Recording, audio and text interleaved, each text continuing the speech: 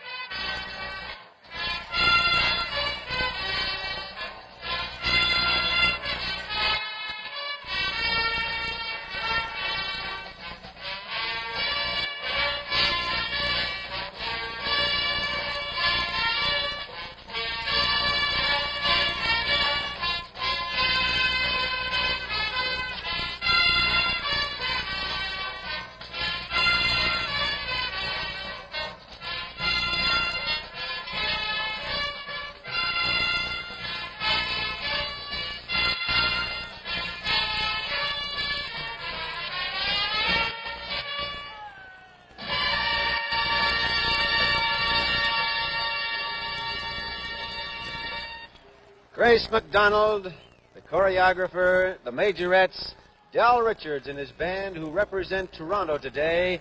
And, of course, the majorettes also will be representing the city of Toronto in this Grey Cup final. Now the officials will go to the center of the field with the team captains. There will be the coin toss. The decision will be made by the teams as to whether to accept the ball and take the field. Pat, up to you.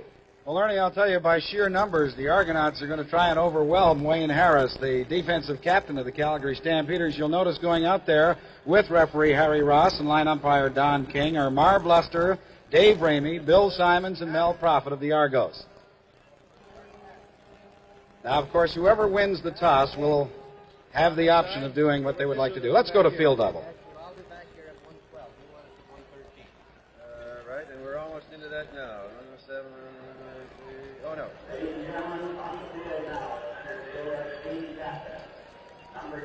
The Toronto Argonauts, as you see, as indicated by referee Harry Ross, have won the toss, and they will receive. They will defend the goal to your right. The Calgary Stampeders will kick off, and they will defend the area moving from left to right. Now, of course, it is an extremely important factor, the coin toss, because it dictates very early in the ball game what is exactly going to happen. The Argos were hoping that they would win because they'd like to establish their offense. They feel that it's never really been all put together this year, but this is the game for all the pieces to fit. Well, now it's time for the Calgary band to perform. This band has been together for about a year and a half or so, and they're under the direction of the leader, Ray McLeod. They're on the far side of the field and ready to go.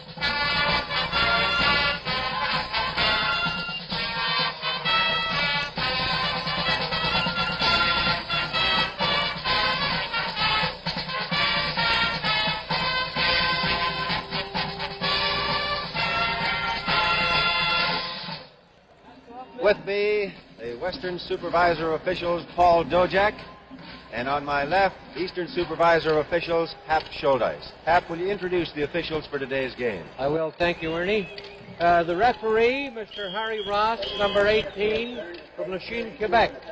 Mr. Don King, number 12, the line umpire from Winnipeg. Mr. Bill Dell, number 25, the back umpire from Oshawa. Mr. Lorne Woods, number 38, the head linesman from Ottawa. Mr. Sid Burkhoff, number 17, the field judge from Edmonton. Mr. Jim Lysak, number 27, the standby official from Regina. Thank you very much, Hap Schuldeis. Now let's go back up to Pat Marsden. All right, well, Ernie, and there you have the introduction of the officials who will handle the 1971 Grey Cup game. There's a tremendous amount of activity being generated on the field right now. The Calgary band is there. So is Dal Richards' band and the Beefeaters' band. Everybody moving into position. And you can't believe the sea of color. As we notice coming in from the far end, probably the most colorful of all the young ladies who will be with us today, what a little beauty she is. Miss Grey Cup, the former Miss Montreal Alouette, Deborah Barbagallo. And of all the girls that have won in the past, Deborah probably is the most charming and personable creature we've ever seen. She's 5 feet, 5.5 inches tall. She weighs 119 pounds, and she's got the most bubbly personality, as you'll note when she steps out of that car and has a little chat with the commissioner of the CFL, Jake Gadar.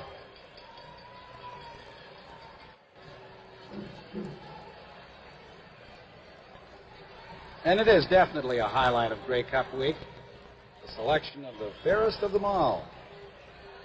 Funny thing about Deborah, she was Miss Montreal Alouette, but she was selected on the final day that the Owls played a home game. And since they didn't make the playoffs, she was really only Miss Montreal Alouette for that short period of time. And came to Vancouver and walked off with it all.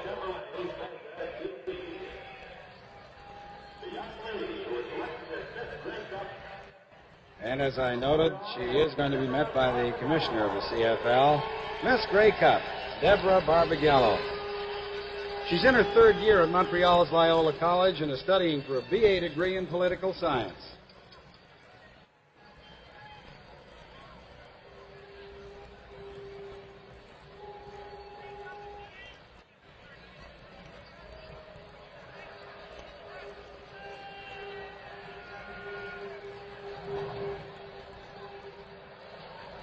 I think we're all set now for the player introductions. The Toronto Argonauts will be introduced first. And now introducing the starting lineup of the Eastern champion Toronto Argonauts offensive team.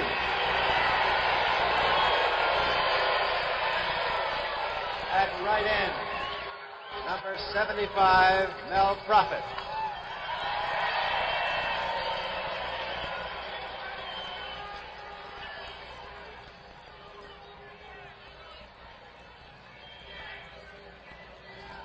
At right tackle, number 60, Danny Nicolak.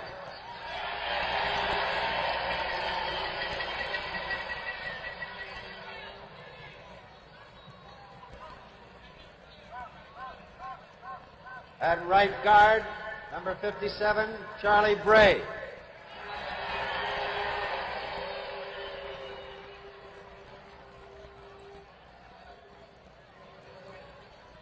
The center, number 44, Paul Desjardins.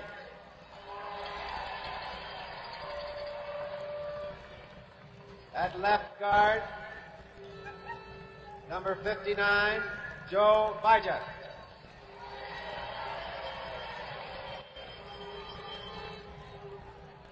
The left tackle, number 65, Ellison Kelly.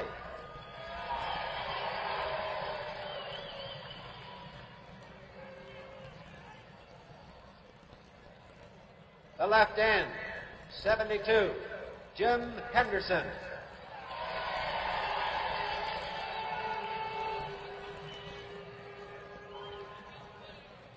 At flanker back, number 9, Mike Eben.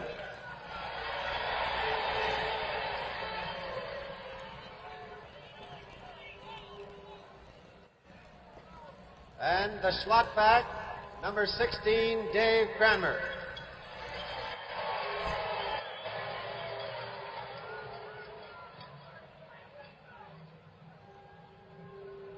The running backs, wearing number 33, Bill Simons.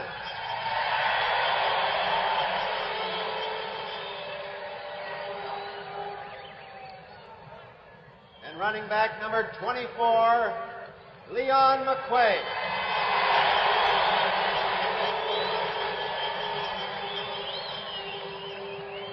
And finally, the quarterback, number 7, Joe Theismann.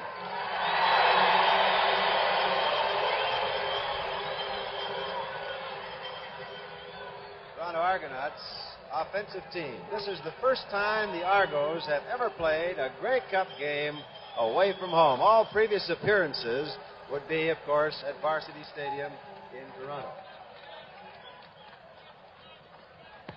And now, introducing the Western champion, Calgary Stampeders.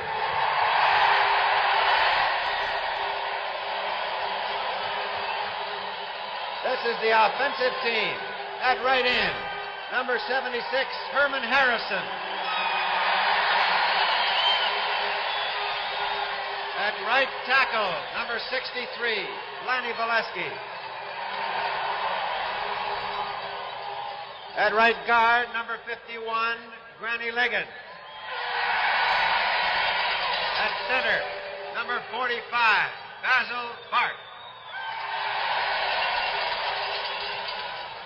The left guard, number 57, John Atamian. At left tackle, number 52, Herbie Shum.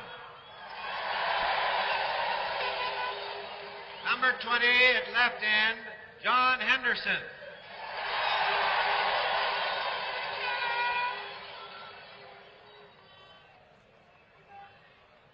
The left halfback, wearing number 17, Rudy Linderman.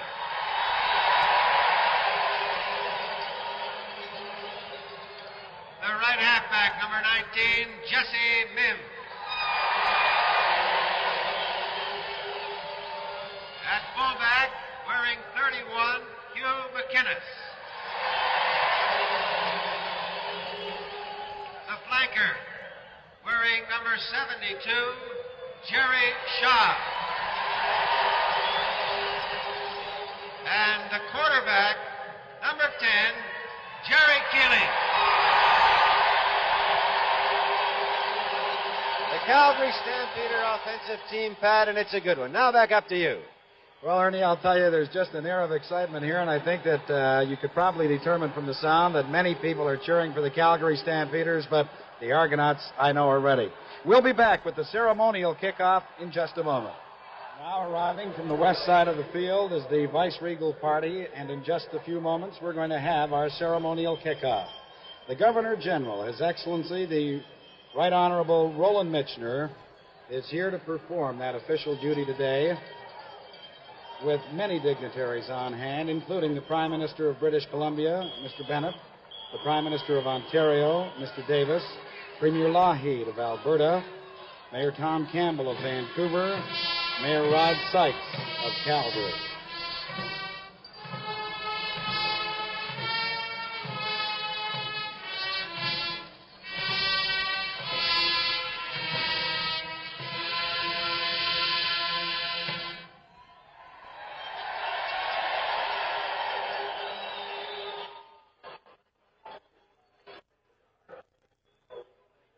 And of course, the Governor General is being met now and introduced by the Commissioner of the CFL, Mr. Jake Goddard.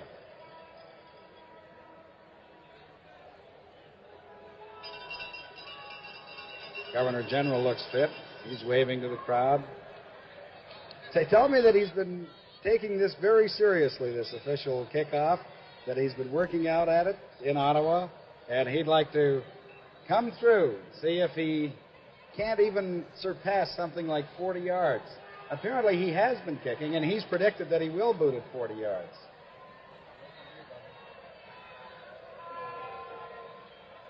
He's got both an Argonaut and a Calgary Stampeder sticker. And now let's go down to field level and Richard Garneau. Your keen interest in fitness is well known. How would you describe the importance of the Grey Cup as a single event in the overall Canadian way of life? Well, I think I'd have to take it as a double event. It seems to me it's developed in two ways. There's first the great Canadian Sporting Festival, which everybody knows and enjoys, which brings pilgrims from every part of Canada, but perhaps does very little for their fitness. And then, of course, there's the game itself between the two best football teams in Canada, selected after 4 months of play in the Major League. And it undoubtedly is great entertainment for all Canadians. And I think, too, that it does inspire the young to try to play the game, and it inspires them by showing them what skill, strength, and stamina is needed to be a good football player. Excellence, parce que le sport est international et que les seules barrières sont les règles du jeu lui-même. Est-ce que vous croyez que le sport est vraiment un bon véhicule pour une meilleure compréhension entre tous les hommes? Oui, en principe, je suis d'accord, Monsieur Gano. Par exemple, les Jeux Canada d'hiver à Saskatoon, il y a quelques mois, et les Jeux d'été Canada. Halifax en 69 aussi. Oui, ont stimulé une bonne solidarité de collectivité au Canada, ainsi parmi les athlètes comme parmi les spectateurs, je pense. Excellence, merci infiniment et bon succès. Merci. Thank you very much, Excellency. Thank you. Well, I'll tell you, there are just so many people down at field level right now. We've got all the bands on the field. The Governor General and the Commissioner are moving to the center field area. The cameraman will be down in front, and in the event that he doesn't get it up in the air, we could have our first injury of the afternoon. But they tell me he's really been working hard on it, and it's become a matter of personal pride now. Our statistician, Bob Layden, is all set. He's going to give us the figure the moment that the ball gets in the air. The Argonauts are standing by. The Stampeders are there, too. Referee Harry Ross is making sure that the tee is properly lined up. And now the Governor General, as you can see, he has been working it out. He's taken 3 steps back. And there it is.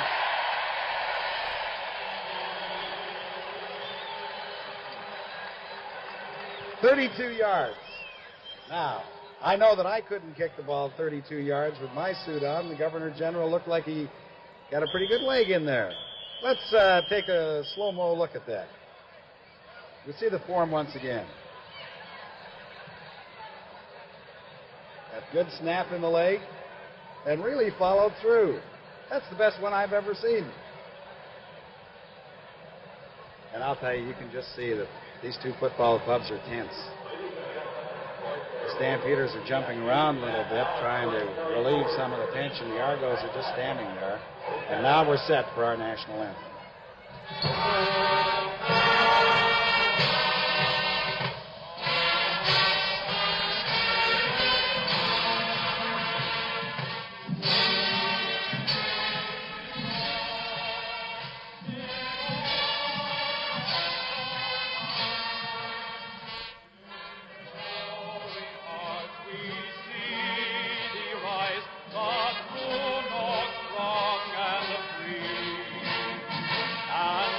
And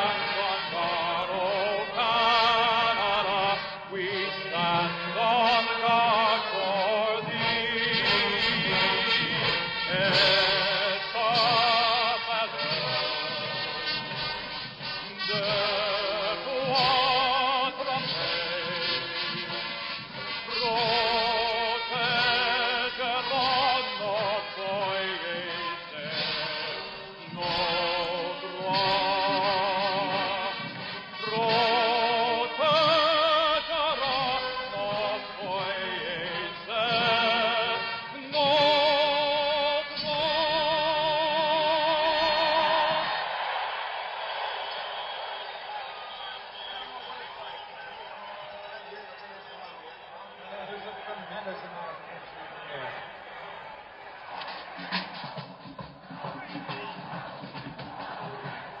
Referee Harry Ross has made the presentation to the Governor General. And listen to that crowd. It would appear that most are for the Calgary Stampeders, but we've got signs up for Don Jonas, number 1 on the far side of the field. Tremendous amount of electricity in the air. The bands are marching off the field. The Argos are now starting to dance on their sidelines. The Rough Riders and the Stampeders are both on the field. We are just moments away from the 1971 Grey Cup Classic, and here to bring you all the color and the activities and festivities, Johnny Esau and Dick Shadow. Thank you very much, Pat. Hello again, everybody. Dick, it is an electrifying moment. The Toronto Argonauts have sent back Bill Simons, Leon McQuay, and Dave Ramey. A tremendous amount of speed back there for this opening kickoff. The Calgary Stampeders' all-time great veteran, Larry Robinson, number 15, waiting for the field to clear so that he can make that kickoff. Well, John, it doesn't matter whether you played this game for 17 years or 1 year. The excitement and the enthusiasm and the nervousness is with you until you catch that opening kickoff and you make that first tackle. Then you relax and start doing the things that you've been doing all season long. There had been some speculation as to whether or not Leo Cahill would insert Leon McQuay back to his kickoff return team. He was there earlier in the season, and then for the latter part of the season was not there. The play has to be held up momentarily while the end of the field is cleared. Only 5 of the Toronto Argonauts have had previous Grey Cup experience. The Calgary Stampeders, following the fanfare indicating His Excellency has now reached the royal box. And now we are about to get this game underway. Robinson and the kickoff.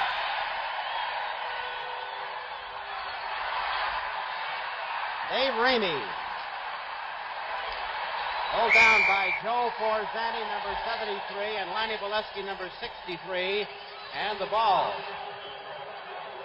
will be placed at the 26-yard line. The Toronto Argonauts will set up offensively a 21-yard kick on a 59-yard return.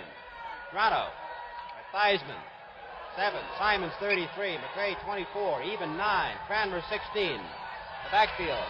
Top at 75, the tight end. Henderson, 72. Split. First down, Toronto at their own 26.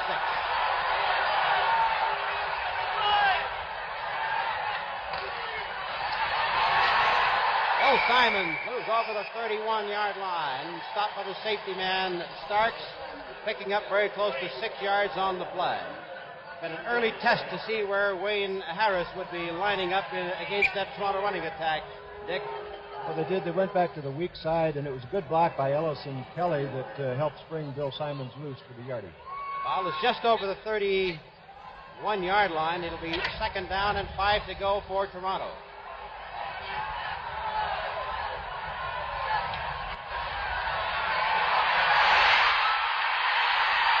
Theismann had a mix-up in the backfield. He was bumped by Simons as he started to come out of there and never could get the play off. And so the loss is 10 yards.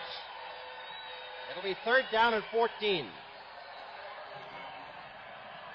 Well, as you mentioned, John, there was a mix-up in the backfield. The idea of this play is to get the halfback over as quickly as he possibly can to help block for Joe Theismann on that play. It looked as if the back sort of forgot what they were supposed to do, and then, of course, Dick Zuderman sealed everything off. So Zenon Andrusichin from the Toronto 7-yard line, third and 14.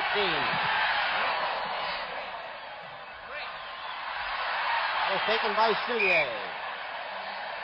Silly is dropped by Joe Vyjuk at the Calgary Stampeder 53-yard line. That's a 37-yard kick and a 2-yard return.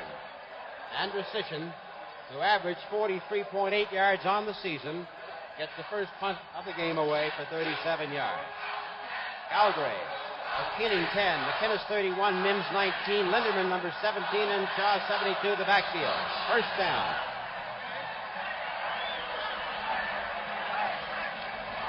Keeling popped the ball away. And let's see who's got it. The whistle has blown. The ball is dead.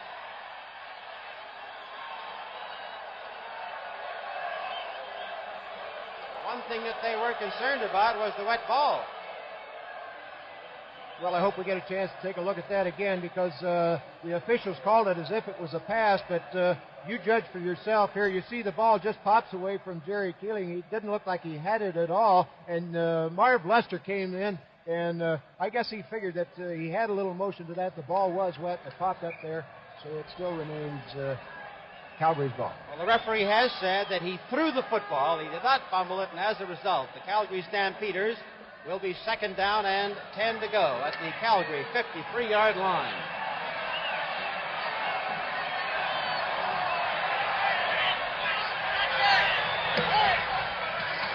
Mims is dropped by the safety man, Marv Luster, as he moved to the Toronto Argonaut 52-yard line. That's a gain of 5 yards on the play. And they will send out Peter Paquette, number 17, and number 15, Harry Abovs, to receive the punt. Jim Furlong.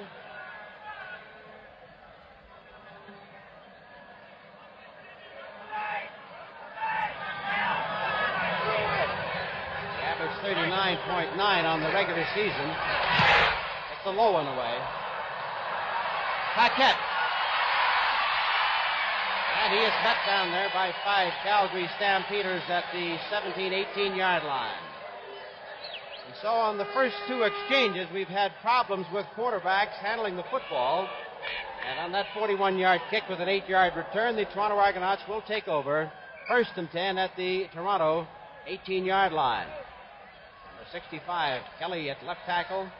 60, Nicolak at right tackle.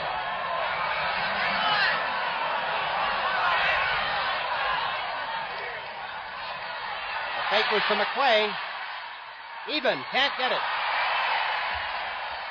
Mike Eben was the intended receiver. And Howard Starks, who is termed by Coach Duncan as the best safety man in the league, is apparently going to have a lot of work cut out for him this afternoon, trying to cover the likes of Eben, Henderson, and so on. Both teams have so far registered a complaint with the official about the wet ball, but they are exchanging on every play. Dry ball comes in, and the official will hold the towel over it until he has to place it down to keep it as dry as possible. 2nd and 10, Toronto.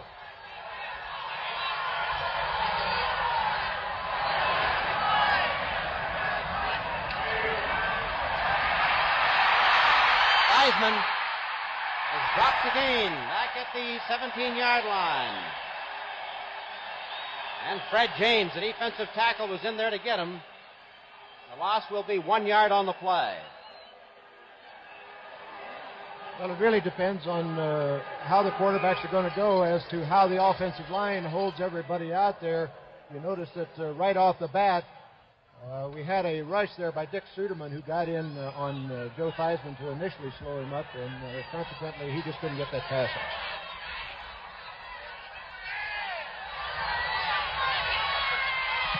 Andrusician got a high one up to Cillier at the midfield stripe. Cillier is driven out at the 52-yard line by Charlie Bray, number 57.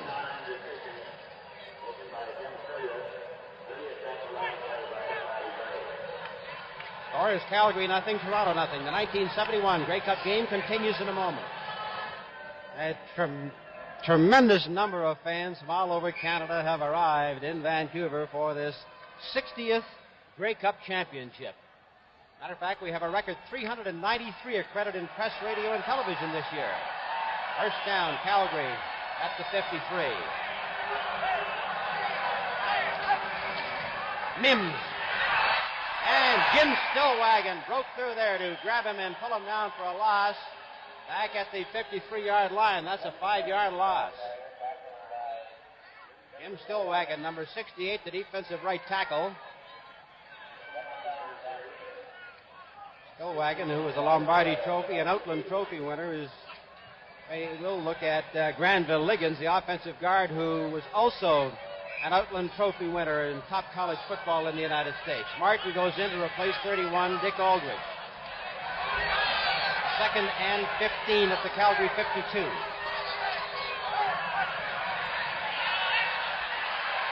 Keeling. And it's good to Linderman. Way down to the 31-yard line. Jerry Keeling made a tremendous effort in getting that ball away for a 27-yard gain because he was hit and he was going down. Well, I don't know if this was the same play that Hal Ledgerds had drawn up for us on the forecast show, but what it really was, and Hal assures me that it was the same play. And you watch Jerry Keeling on this half roll out. He gets to the outside. Rooney Linderman is coming from the far side there, and he just finds that open spot in between everybody and picks up the big yardage.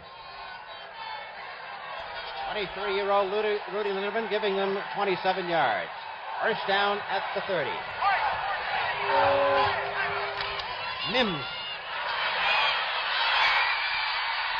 Blocked at the 25-yard line. He was chased across the way by Jim Stillwagon, and the gain is 5. It is second down and 5 for Calgary. Larry Brame, number 52, the middle linebacker, who took over with 2 games left in the season, was also in on the tackle. Argonauts defensively with Porligal at left end, Mechtel at left tackle, Stillwagon at right tackle, Wells 53 at right end. Second and 5, Stampeders.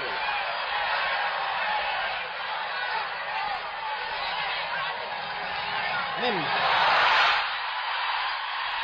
fights his way all the way to the 14-yard line. Stopped by Gene Mack, and the gain is 11. Well, the Argonauts were in a man-to-man situation here where it was the responsibility of the halfback Chip Barrett, number 30, to pick up Mims. He goes up, but look at that little fake that Mims threw on him there, just sort of Barrett grabbing there. Mims picks up the first down. Ball will be first and 10 for the Stampeders at the Toronto Argonaut 14-yard line. This is the deepest penetration of the game.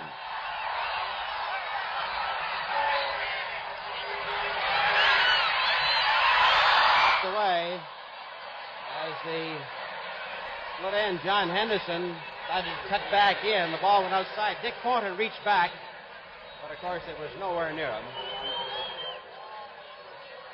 John Henderson has really added a lot of punch to that offense of theirs. Everybody used to double up on number 76, Herm Harrison, but with Henderson in there, that sort of balances out the attack. I'd like to also point out that number 45, Basil Bark, the center, has a broken thumb on his right hand, which consequently might force an adjustment as far as taking that snap from center. He's not going to get it back quite as hard. Second down and 10 for the Stamps at the Toronto 14.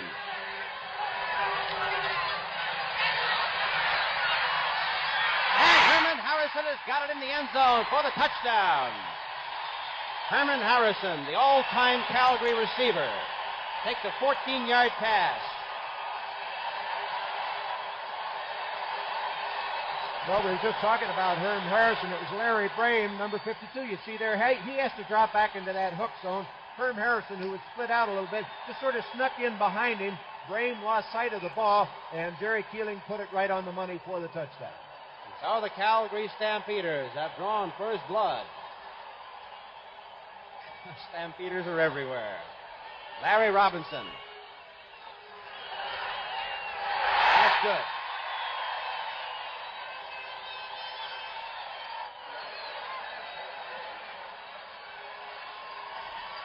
Score is Calgary 7, Toronto nothing, and the 1971 Grey Cup game continues in a moment.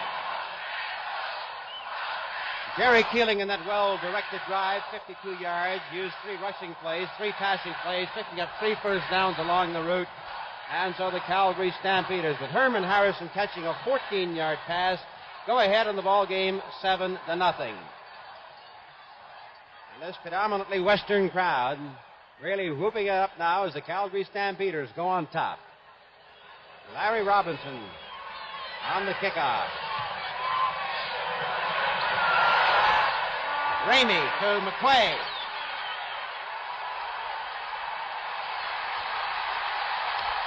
McQuay tried to put the move back to the inside, but he lost his footing, and Howard Starks, number 11, drove him out.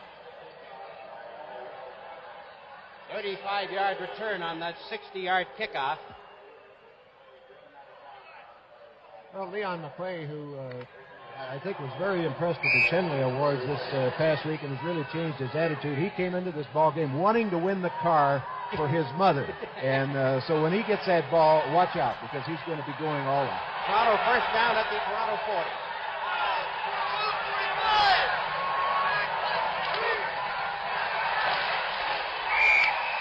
Way to the 44-yard line. The gain is 4. It'll be 2nd and 6. Okay, Bob. The last Calgary drive, Dick Aldridge, the regular corner linebacker, was kicked in the shin. He's still limping on the sidelines, but he should be back into the football game, but they were forced into it.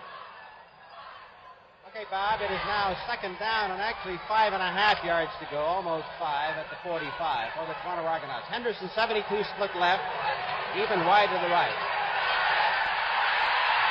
Wiseman.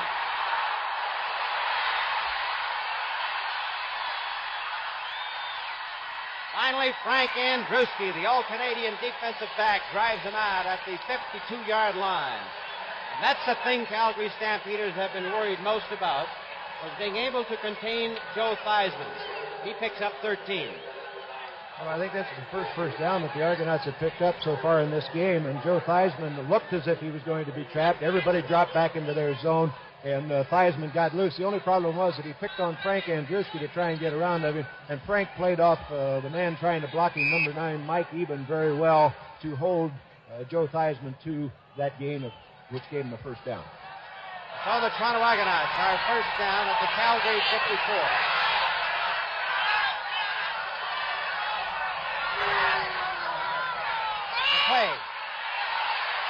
Play is stopped by Coinzan. The ball popped loose. Harris also hit him, but the whistle had blown, and that gain will be 3 yards at the Calgary Stampeder 51-yard line. Coach Leo Cahill is sending in some plays. He's been alternating Tony Morrow, number 11, and number 16, Dave Cranmer. Looking at the two veteran tackles out there, Nicolak and Kelly, Frank Johnson says his one tackle is 37, 136. He's the only one that has to call them both sir. McQuay. McQuay is pulled down by Dick Suderman, number 67.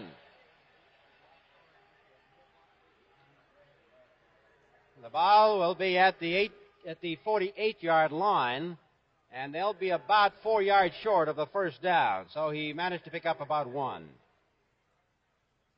Looks as if in the meeting that you were telling him about, where Jim Duncan was meeting with Punch Imlach, and they were talking, and Duncan said he was going to have to go for 4 singles and then back check. It doesn't look like he'll have to worry about that now. Al Rankin, number 75, and number 28, Jim Cillier, back to receive. And Rescission gets his best one up there. To Cillier at the 3. Fumbles. And he's driven back into the end zone. I think he got out to the 1-yard line, however, and saved a single point, as Tony Morrow really hit him on that one and drove him back. But he was out to the 1-yard line, and that goes as a 47-yard kick. Calgary Stampeders leading the Toronto Argonauts 7-0. The Big Z's been kicking better in the latter half of the season than he was during the middle part and the early part of the season. He gets a big 47-yard kick on this play, and Tony Morrow, who does a great job of getting down underneath those punts, made a real stunning tackle on it. And so Jerry Keeling, number 10, will have to work this one from behind his own goal line. This is McInnes. And McInnes is finally pulled down by Chip Barrett. Way out at the 25-yard line. His point, he probably went down at the 23. And that's a 22-yard gain.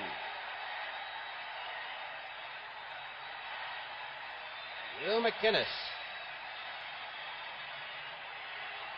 has carried the ball for 2,050 yards in 2 young years with the Calgary Stampeders. Gets 22 big ones here.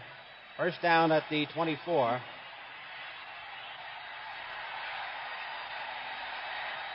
Keeling. This is to McInnes again, and he is driven out at the 31-yard line.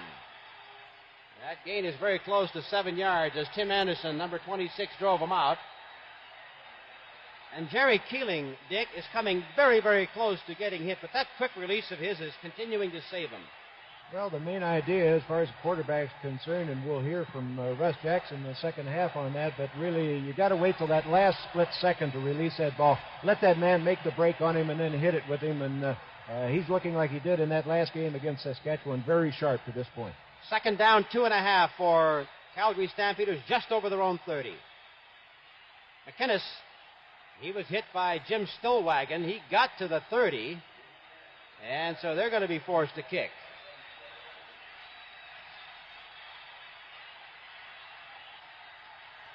Calgary Stampeders leading the Toronto Argonauts 7-0, 3:52 remaining in the opening quarter of play. Leo Cahill, who has rebuilt the Toronto Argonauts. There are only 5 Argonauts there from the pre-Cahill days 5 years ago. Jim Furlong, a 10-year veteran, kicking from the Calgary 17.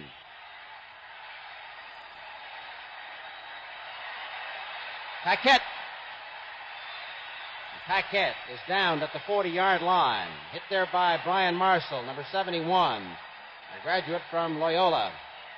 41-yard kick and a 2-yard return. John Atamian, who has played with Toronto, with Saskatchewan, Winnipeg briefly, and now with Calgary, was also in on the tackle.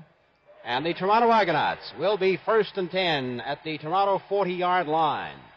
Anderson and Cranmer left.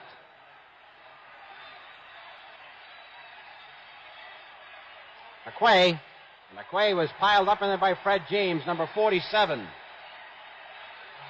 And John Helton, number 77. Those 2 big defensive tackles. Gain is 2 yards. It'll be 2nd down and 8 to go. Number 61, Craig Coinzan at right end. Number 67, Dick Suderman at left end. With 77, Helton at left tackle, and James 47 at right tackle. Gives Calgary one of the finest defensive lines in the league. And one of the biggest. Theismann. He was hit in there by Dave Crabb, and he was down at the 48-yard line. Gain of 5 yards on the play. The score is Calgary 7, Toronto 0, and the 1971 Grey Cup game continues in just a moment. It'll be 3rd down and 2.5 yards to go for the Toronto Argonauts. And after 8-9 months of planning and preparation, the thing that you fear most has just happened. A power line has failed for one of our major mobile units. So we're down to 3 cameras, but hopefully they'll be restored shortly.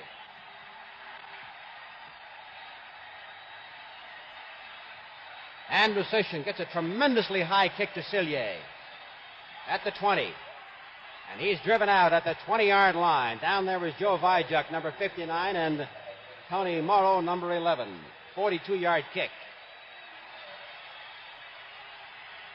Like Joe Vyjuk, with his tremendous downfield tackling, Dick, is trying to make amends for having missed the flight out here. Well, Joe Vyjak's been very important in the last few games. He's played defense, both guard positions, carried the water bucket, done anything, run out for coffee. Whatever you want to do, he'll do it. Now the Calgary Stampeders are 1st and 10 at the Calgary 20-yard line. Lenderman. And he is pulled down by Marv Luster. And there'll be a loss of 1 yard or 2 on that play, as Marv Luster, the 10-year veteran of the CFL, ran the streak and got right to that quick Calgary halfback before he could get back to the line of scrimmage. It'll be 2nd down and 11 to go for the Stampeders at the Calgary 19.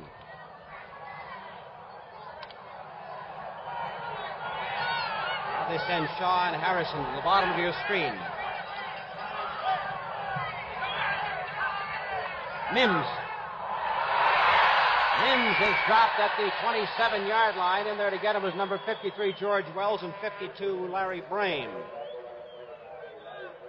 An 8-yard gain. That'll make it 3rd down and 2, and once more, the Toronto receivers. Number 15, Aboff, 17, Paquette come out to receive. We have 1 minute, 11 seconds remaining in the opening quarter of play.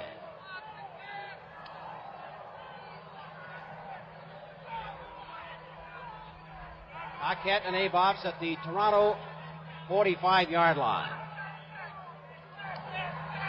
Furlong. Paquette at the 50. Spins off number 54, John Corzani, but his forward point of advance was the 51-yard line. 33-yard kick and a 2-yard return. There are a couple of ball players that certainly wish that they were in there. Certainly Ed Harrington and John Traynor and Bob Hamilton for the Toronto Argonauts, and Bill Van Berkeley for the Calgary Stampeders, who have contributed so much to the team's play this season.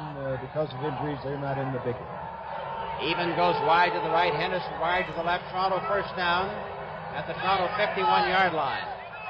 4 receivers now. Center screen to McQuay. There's a flag on the play. There are 2 flags down. As Joe Theismann, finally trying to take some of that tremendous Calgary defensive heat off, comes back with that little center screen to McQuay. Now, he had picked up 17 yards on the play to the 42.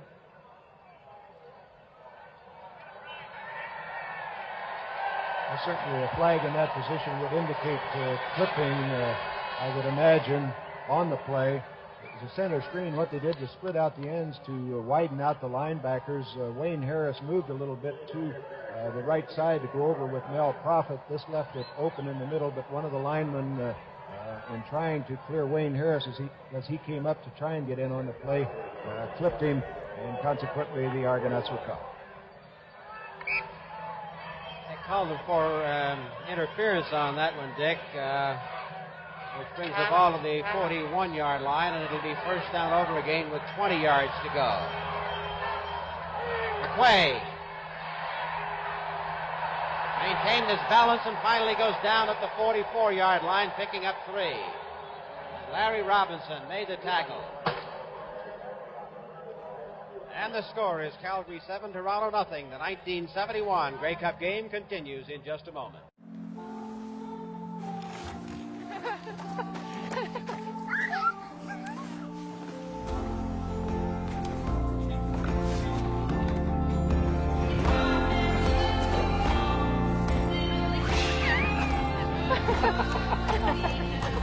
Here's to the everyday things that end up being everything. Here's to all things simple, with casual clothing and footwear from Marks.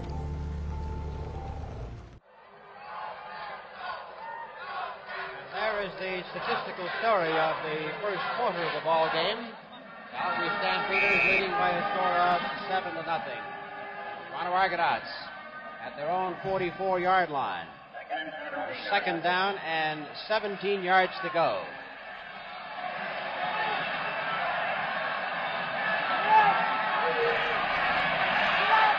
Theismann. This is long to Prophet, and he's got it. Mel Prophet. All the way to the 12-yard line as Terry Wilson finally brings down Big Mel Prophet. 56 yards was the length of the gain. Of course, Mel Prophet's a big favorite with the Toronto fans, and everybody wonders why he's never used. And I was wondering if they were going to use him in this particular game, and I thought maybe they would be trying to hit him short. But here they come up with a big pass to Mel Prophet that goes completely across the field, and Joe Theismann just gets the ball away to him, and he pulls it in. And by the way, Mel Prophet's parents came up from California to see him, the first time that they've ever seen him play professional football. Toronto Argonauts are first and 10 at the Calgary 11-yard line. Thornton is in place of Eben. The pass to Prophet was too high. Back there to cover was Howard Starks, number 11, and Frank Andruski, number 24.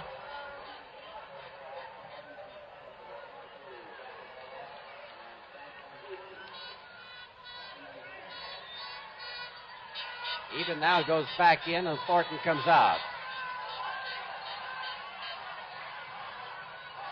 Now Argonauts then offensively with Prophet and Henderson as the ends. McQuay.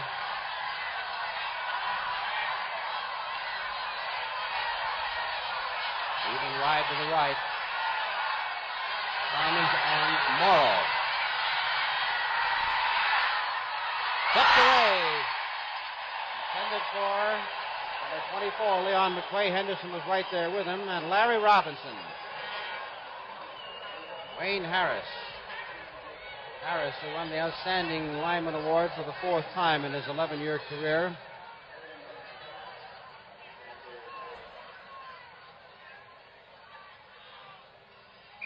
Toronto Argonauts on that 56-yard pass were able to pick up more yards on the one pass than their offensive output in the first quarter. Joe Theismann will hold, and Ivan McMillan will attempt the 3 points. He was good on 12 out of 20 this season.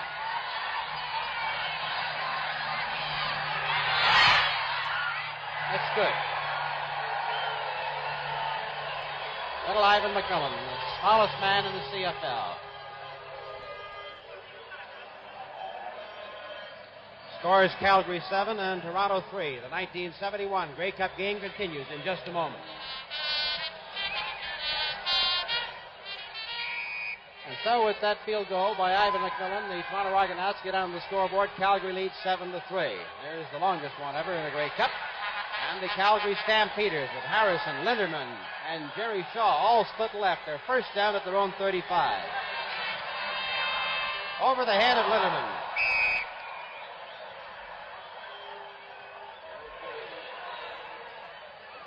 Martin, who came in there, gave him a pretty good rush with those hands up high, forced him to throw it high, and as a result, he put it over the head of Rudy Linderman.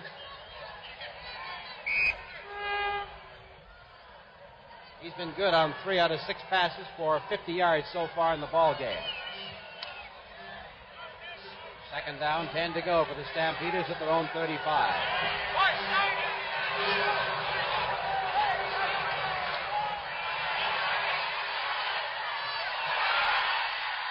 That's intercepted by Tim Anderson. Number 26 stepping in front of Herman Harrison. And Jim Duncan of the Calgary Stampeders is claiming interference down there by Anderson as he bumped Harrison as he turned in front of him. Well, it's just a great job of defensive play by Tim Anderson here as he is beaten on the play, and Jerry Keeling knows he's got him turned around. You notice here that Anderson's going one way, he's lost sight of the ball, but when he turns around to go the other way, he's able to pick the ball off for the interception. Toronto first down at the Toronto 46-yard line.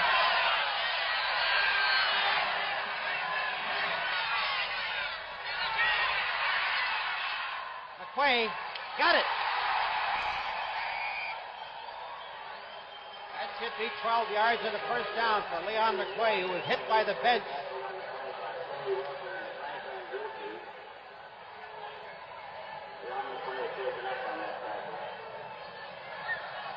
Good for a gain of 12 yards. And the Toronto Argonauts will take the ball at the 51. That is the Calgary 51-yard line.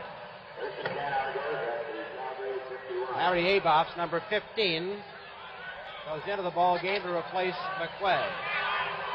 Abops, number 15. And Simons, 33, the setback. The ball is fumbled. And let's see who got it. Calgary Stampeders have got the ball. Eisman started to move back, but didn't have hold of it. I think all the Argonauts lost sight of the ball completely, and I believe Joe Theismann was driven back so that he couldn't really go back to it. And I believe it was number 21, Dave Crabb, was the fellow that ended up for it for the Calgary Stampeders. You notice that Joe Theismann is scrambling around there trying to find it. He couldn't find it. Calgary comes up with it. Stampeders first down at the Calgary 52-yard line. Linderman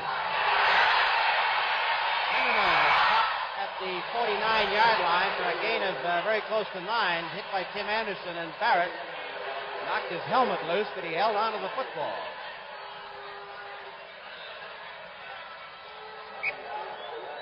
Linderman runs that counter so well, and he's broken those for big gainers.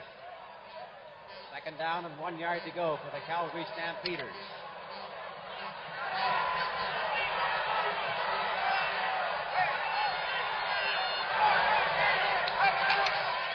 Keeling fumbles the football on that handoff to McInnes, but he might have pulled it back in. There's the indication by Basil Bark that he feels that the Stampeders pulled the ball back in.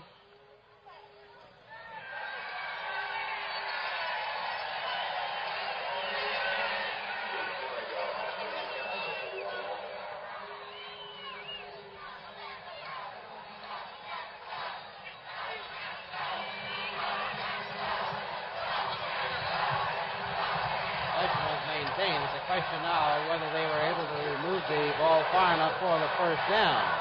We have 10 minutes, 59 seconds remaining in the first half. Calgary leading 7-3, and they have the first down. Gene Mack has just protested to the referee, Harry Ross, about the holding of Lonnie Valesky.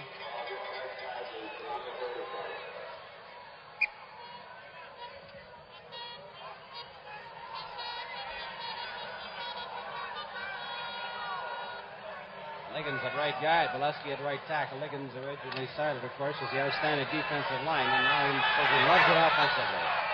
First down, Stampeders at the 48. Mims is dropped behind the line of scrimmage, and that was Jim Stillwagon with Dave Knechtel in there to help him out. Calgary Stampeders trying to make amends for the 23-10 Grey Cup loss to Montreal last year.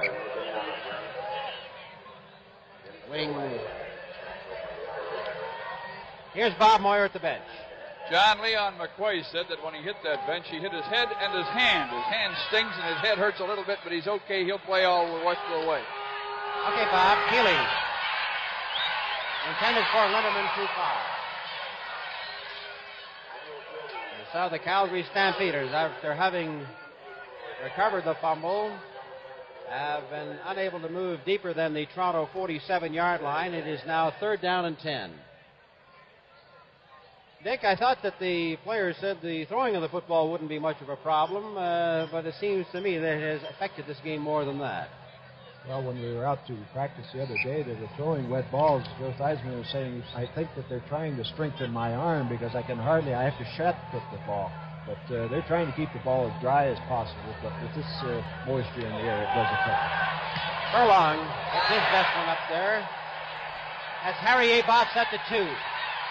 Abots moves to the 5, then the 6, and he is dropped. Al Rankin, number 75, who was with Saskatchewan for 2 years before joining the Calgary Stampeders, made the stop. And that's a 4-yard return on a 45-yard kick. Winning player at least each player on the winning side receives $2,000 today, and the losing player, each player on the losing side picks up $1,500. Now the Argonauts are first down at their own 6.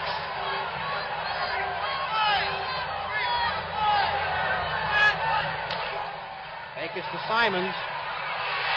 Theismann. There's a flag on the play, and Theismann is dropped at the 15-yard line, very close to a first down.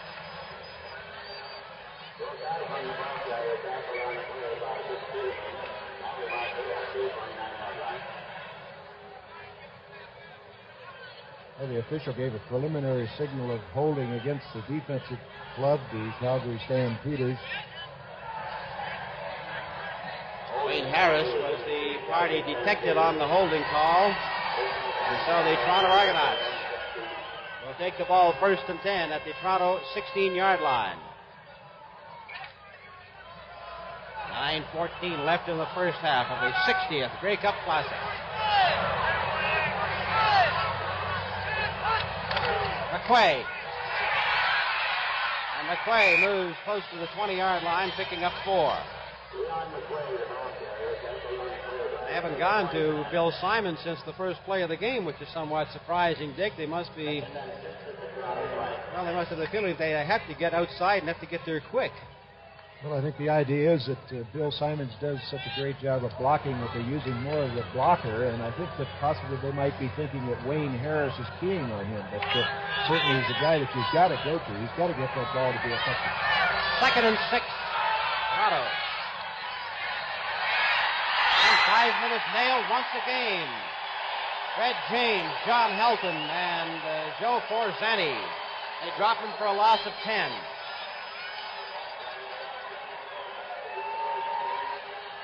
Well, we saw John Helton earlier in the year, and he wasn't having the best of time because he had a bad leg, but certainly on this particular play, he came in there and made things awful tough for Joe Theismann.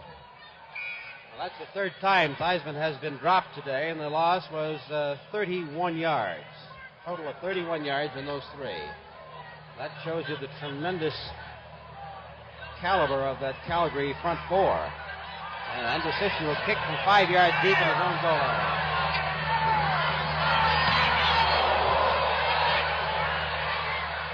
Now Rankin back for it. Rankin is dropped at the 50-yard line. Hit in there by Joe Byjuk. That's a 50-yard kick and a 9-yard return. And Frank Andruski almost blocked that one. Calgary Stampeders, the last team to go undefeated in the CFL. With a 12-0 record in 1948. Trying to win their second Grey Cup championship. Stampeders are first down at the Toronto 51.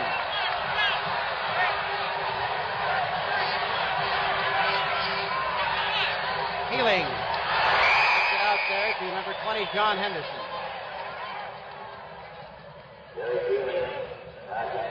Score is Calgary 7, Toronto 3. The 1971 Grey Cup game continues in just a moment. And win, lose, or draw for the Calgary Stampeders. It's the big reception at the Stampede Corral at noon tomorrow. Calgary Stampeders right now are second down and 4 yards to go at the Toronto 44. Healing.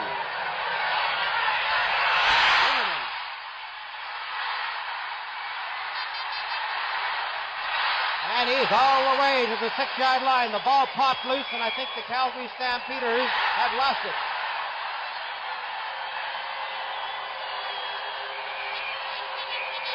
That was a 39-yard gain. Well, as the officials are still trying to decide who's got the ball, you notice here that Dave Ramey's watching his man, but really what happened was Tim Anderson fell as he was trying to cover Rudy Lindemann, and then Dave Ramey, as he tried to recover, was beaked out, and Rudy Lindemann took it down to the 5-yard line. And it looks like that Calgary is going to maintain possession of the ball. It slipped right through the Calgary hands. The Toronto player had it, then he obviously must have lost it again. And the Calgary Stampeders did get the ball back at the 5-yard line, so it will be first and goal to go.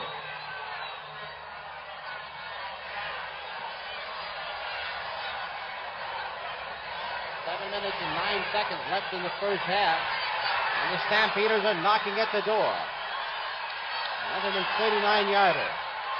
McInnes is driven back by Jim Corrigal, number 66.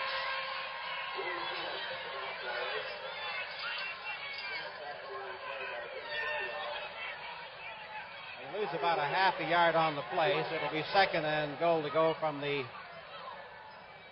just right on the 6-yard line now. They were just over it previously.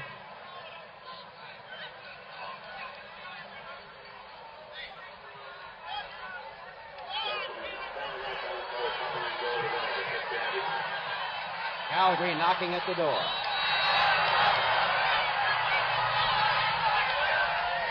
Healing to Mims, and Mims is in there for the touchdown. Jesse Mims.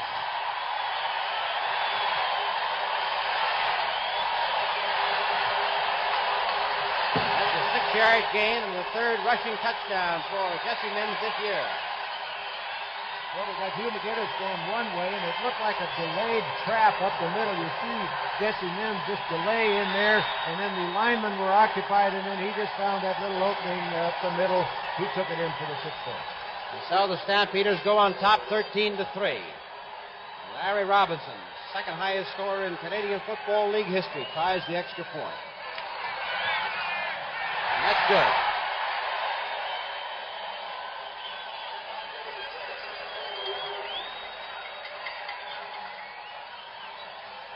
With 6 minutes and 22 seconds left to go in the second quarter, the Calgary Stampeders are really whooping it up now.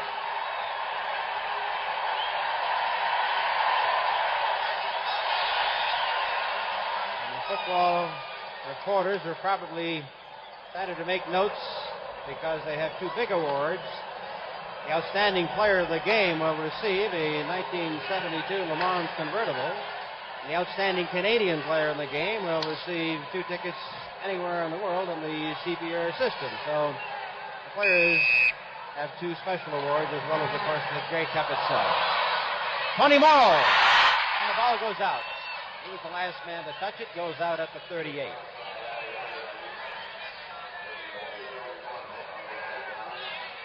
John, I noticed Greg Barton is warming up down on the sidelines. He's taken off his jacket and starting to throw to Dick Aldridge. So it looks like that we might get a chance to see Greg Barton get a little action there. Heisman goes back in. There he is, number 7. Made 2 All-American teams last year, set 7 offensive records at Notre Dame, but he's never met a defensive line like he's needing this afternoon. Simon just gets over the line of scrimmage, stopped by Craig Toynzan, and picks up 1.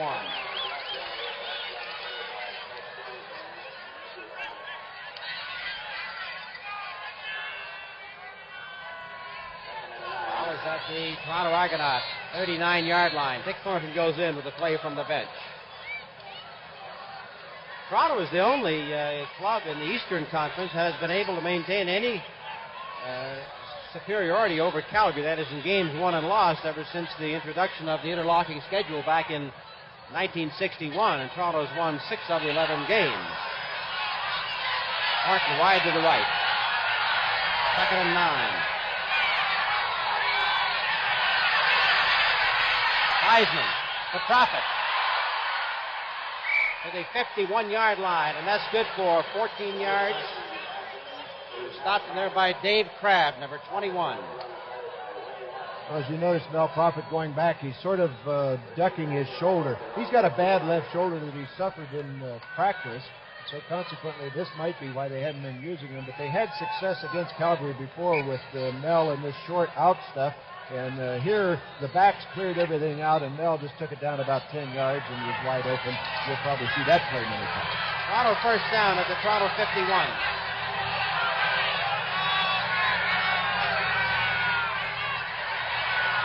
Mike Eben. And Eben is down to the 44-yard line. Stopped again by Dave Crabb. Eben, an all-star flanker in the West last year, an all-star flanker in the East this year, picks up 15 yards.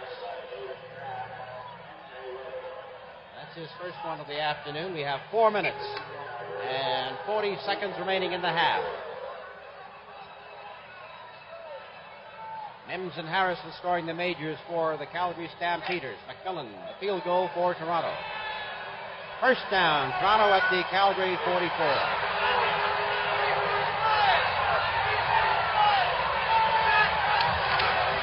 Simon. Got up to about the 41-yard line, hit by Wayne Harris. Harris must have a magnet in him because wherever he goes, that ball is.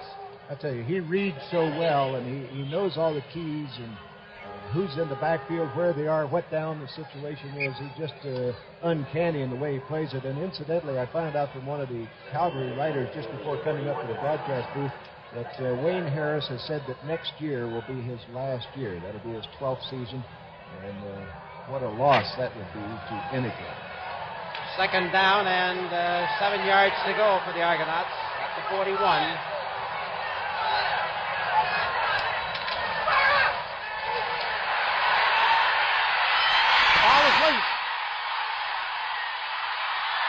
Ellison Kelly kicks it, and it's recovered way down at the 28-yard line. Ellison Kelly kicked the football. I don't think he intended to.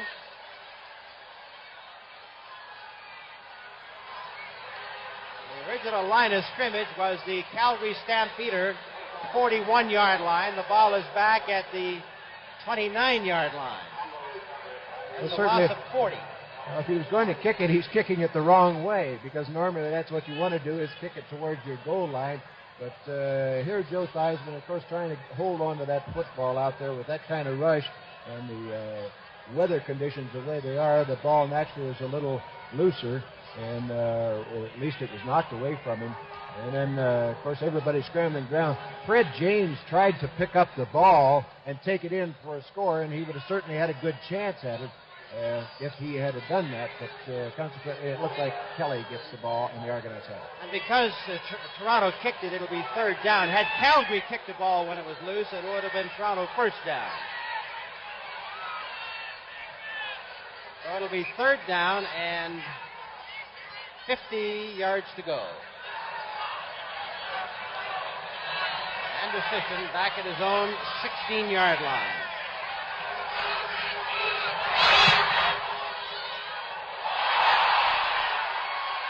Jim Cillier. And there's a flag on the play.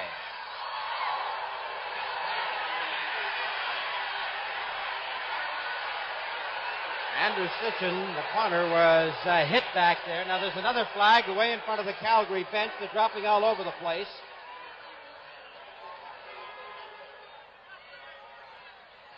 Now that was 3rd down and 50, but Andrew Sitchin, the punter, was hit.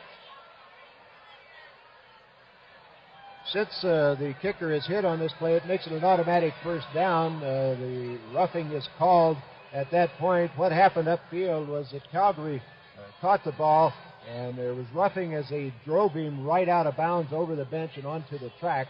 But that's not the one that's going to count. It's the first one that's going to count, the roughing on the kicker.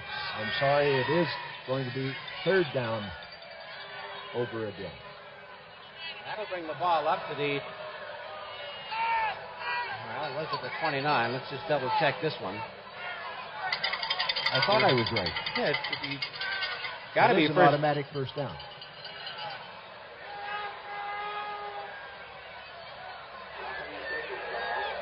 That'll give the Toronto Argonauts the ball at the 29-yard line, and it is 1st down back there. And as Jim Duncan, his coaches are really steaming over there. The score is Calgary 14, Toronto 3, and the 1971 Grey Cup game continues in just a moment. Up in the Royal Box, His Excellency, the Governor General, with the Commissioner Jake Gadar, and the Royal Party enjoying this afternoon's football game as Calgary leads Toronto 14-3. Well, now the roughing the kicker call, giving the automatic 1st down, takes the ball to the 15-yard line, and it'll be 1st down and 10 at that point.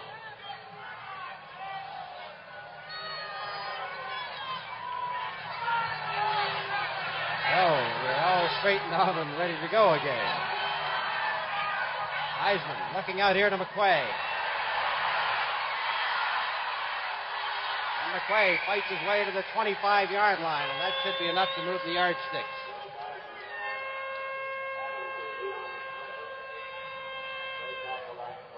On our isolated cameras, we're watching Leon McQuay on this particular play, and see how he is moving once he catches that football. You see there, he notices a little room to the inside, and he's got that great speed and maneuverability, just trying to find that opening to take it all the way. There you are. Now you see it again just from the isolated camera. You see he's looking to the inside, finding that room. A lot of tacklers there. Greg Goinjan, number 61, finally brought him down. It is 1st down at the Toronto 25-yard line.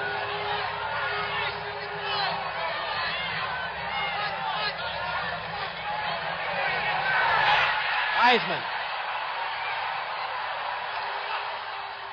He goes out of bounds at the 31-yard line, driven out there by Frank Andruski. Goes Heisman.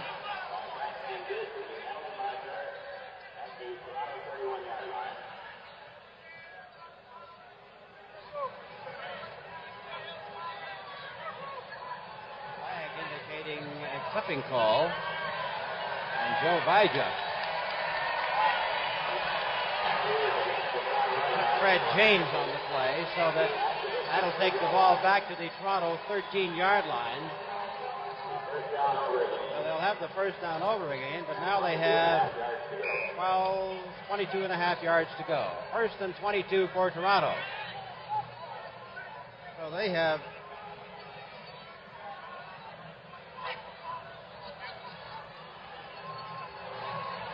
faced with some very long yardage situations so far in the ball game.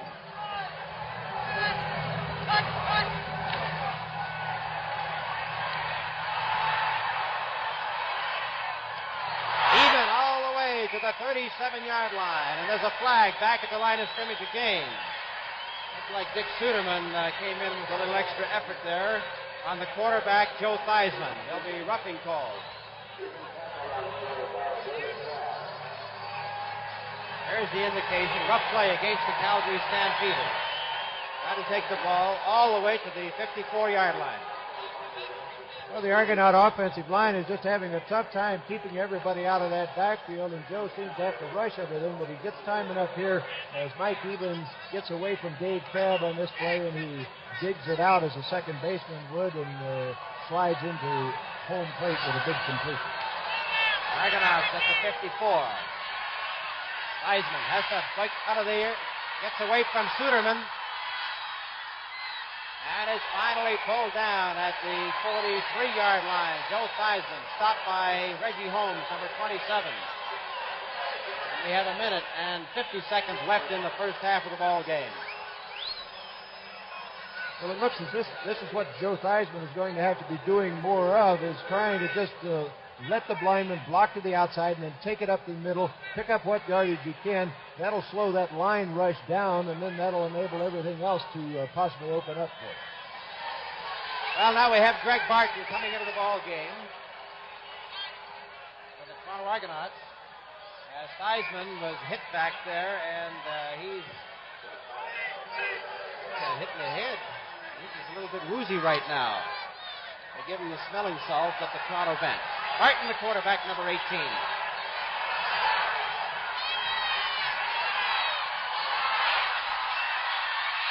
Joe Simon, after the ball had been touched by number 27, Reg Holmes, Simon's got a hand on it but couldn't hold on. That'll make it 2nd down and 10 to go. 25-year-old Greg Barton, who under Coach Glenn Dobbs at Tulsa established some phenomenal passing records, had a lifetime record of 65%, but he comes in with some stick-em on his hands and a chance to throw that ball if hands are dry.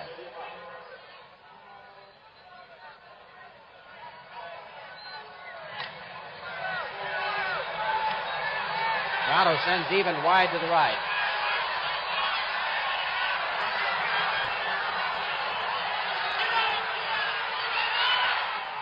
Even.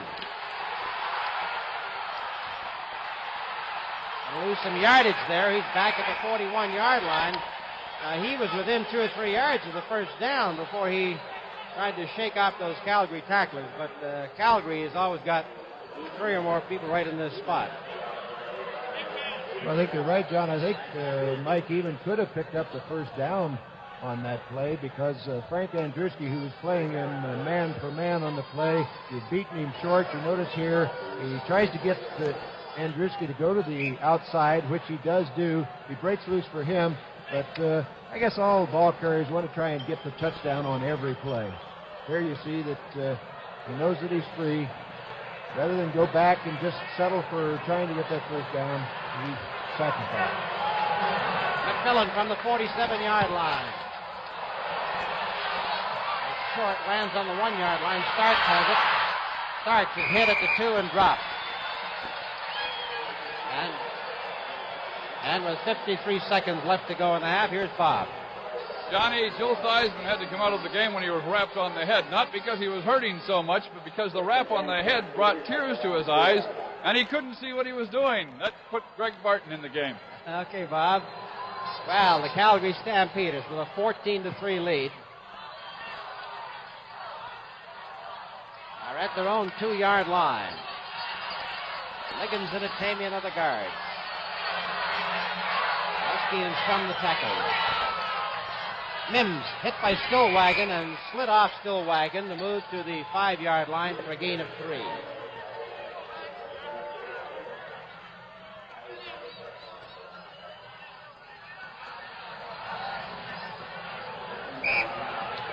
Forzani brothers out there playing such a part for the Calgary Stampeders. In 2 years, the Calgary Stampeders will have the third of the Forzani brothers, who are setting all kinds of records at Utah. 2nd down and 7 for the Stamps at their own 5. McInnes hit by Brame, split off Brame, and went to the 10-yard line, and so he'll be a couple of yards short of the first down. 13 seconds left.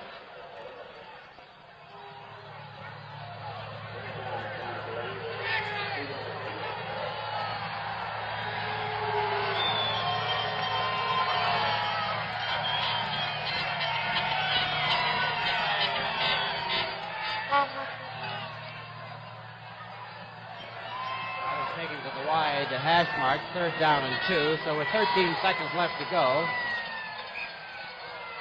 Toronto has not sent any receivers back. They feel that Calgary might try to run it out and kill the clock here rather than give Toronto a chance to get it. Now Barrett starts to drop back just in case. The clock is going.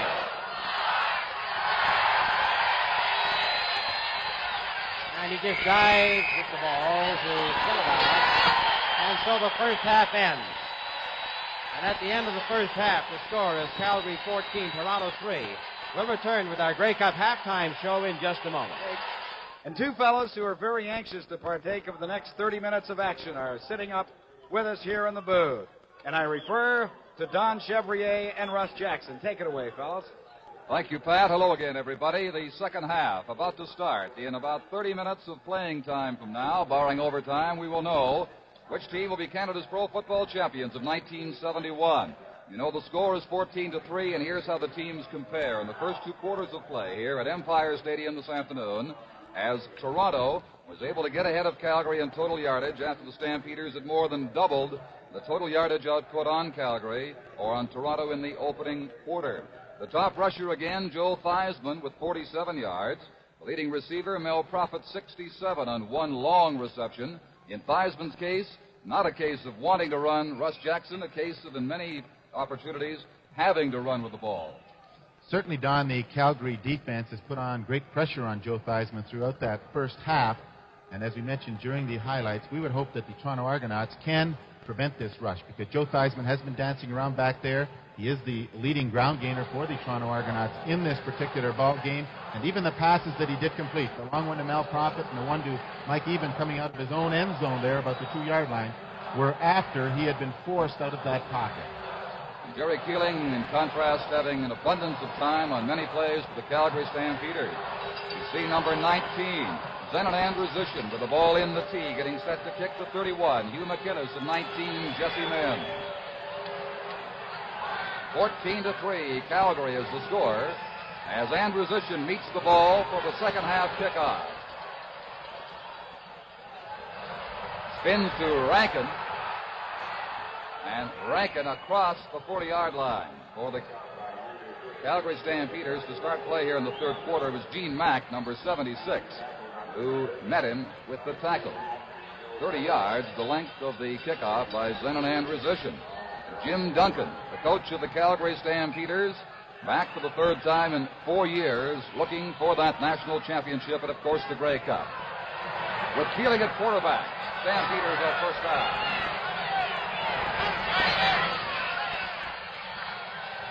Jesse Minn. Slowed by Mack, stopped by Ramey. 46-yard line. The gain is 5. It'll be 2nd and 5 to come for the Cowboys.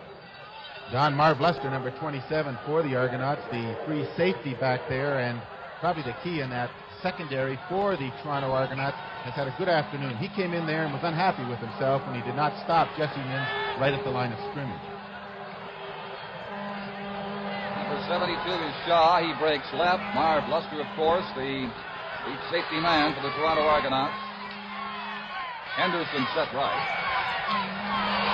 Keeling had to recover back at the 42-yard line. That's approximately the original line of scrimmage, and Jim Stillwagon, number 68, was there on behalf of Toronto. He lost the ball momentarily, got it back. It'll now be 3rd and 9 as you see Tim Anderson leave the field. 14-3, early in the third quarter here. Calgary leading Toronto as Jim Furlong sets to punt back at the Stampeder 30.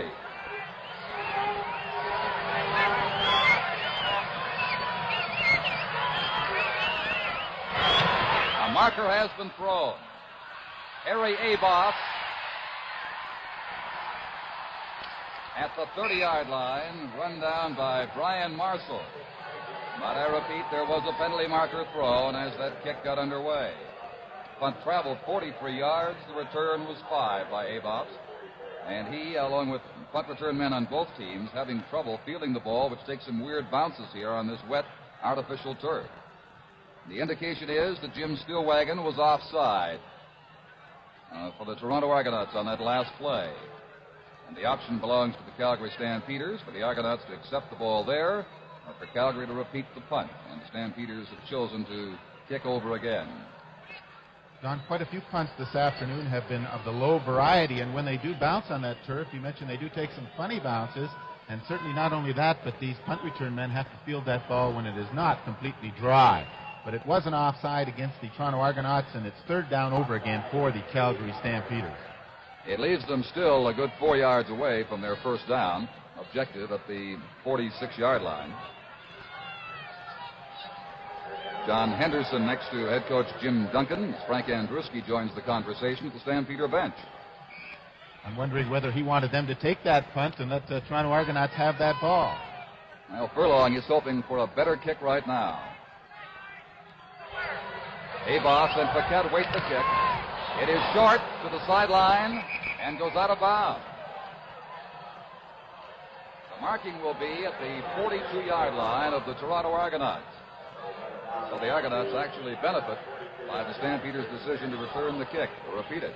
22 yards was all for Jim Furlong that time, off the side of his foot and out of bounds. And Joe Theismann, who was shaken up late in the second quarter, replaced briefly by Greg Barton. You see number 7 is back to quarterback in the third quarter here.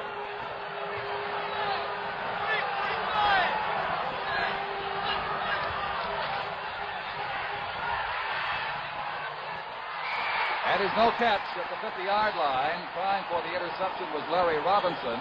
And Mel Prophet, number 75, had been the target of Joe Theismann's pass. It'll be 2nd and 10. Don, as happened in that first half, that Calgary defensive line is putting that pressure on, and Joe Theismann again was decked by Big John Helton, number 77. They just don't seem to be able to keep that front four for the Stampeders out of there, and they've hardly blitzed it all this afternoon. You know immediately when you come out over that ball that it's basically a four-man rush. Occasionally they might bring on one of the strong side corners if you roll toward them.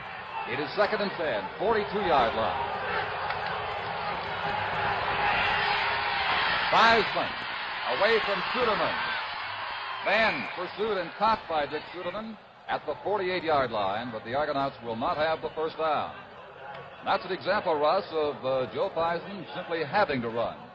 Well, that pressure is there. It's going to come all the time, and he's just going to have to try and get a little more protection, and it's going to be up to that front line of the Toronto Argonauts to give him some more protection. The gain was 6 yards for Joe Theismann. Joe Theismann here on this last play going back, and it's a rollout, and John Helton took the inside track. 2 men missed him, and as he rolled out here, Suderman gave pursuit to him and pulled him down. This is Andrusian with a good rush and the kick away. Cilia lost the ball. Toronto Argonauts have it. Lateral to Roger Scales. There's nobody between Scales and the goal line. Toronto touchdown.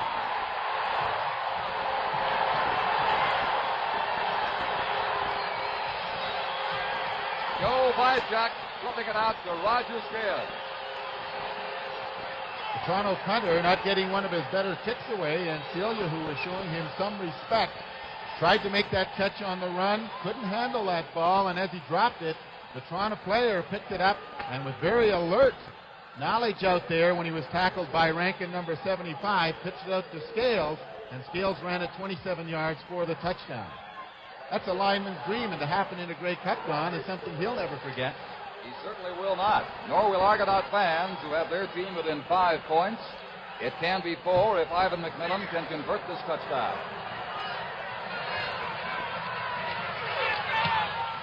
There's the dance by McMillan. You know it's true. And so the score is Calgary 14 and Toronto 10. The 1971 Grey Cup game continues in just a moment. The last Argonaut Grey Cup score by an end, Deke O'Connor. This one by a lineman, Roger Scales. And the kickoff bounding down the 25-yard line. Dave Crabb for Calgary. Graham got a piece of them, along with Cranmer across the 40-yard line. And the Stampeders will go from between the 41 and the 42 on a 16-yard return. At the Toronto bench, here is Bob Moore. Don, I was just talking to the happy Roger Scales. He can hardly keep himself on the ground. That's the first time, not only of the fumble recovery that he ran with it, but certainly his first touchdown ever in football. And as Russ said, he picked a great spot, the Grey Cup game. Jerry Keeling looking for Henderson. Got it. No catch, he dropped the ball at the 31-yard line. It came loose, Russ, just as he came down.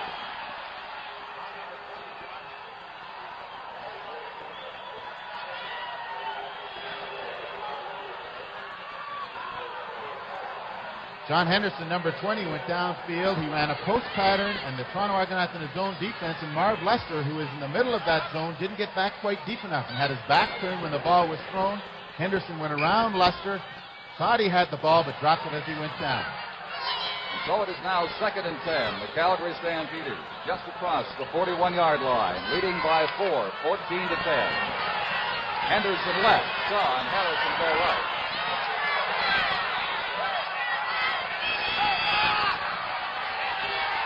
Jesse Mims.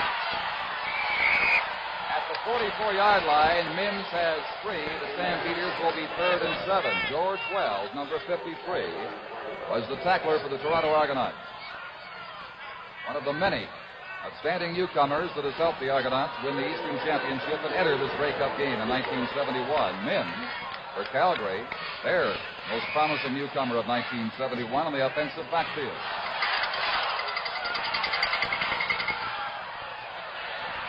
Harry Aboff got the ball back after losing it at the 28-yard line. And it is slippery and very hard to control. 38 yards was the length of the kick. Jim Furlong, the Calgary punter and sometimes outside linebacker, punting this ball to Harry Aboff. And Aboff is backing up underneath it, just seemed to take his eye off that ball, lost it.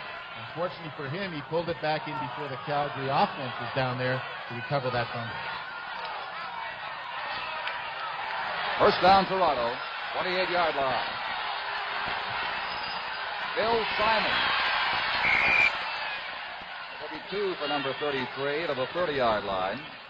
Met by Dave Crabb, number 21 for Calgary, and Crabb limping ever so slightly, as you see.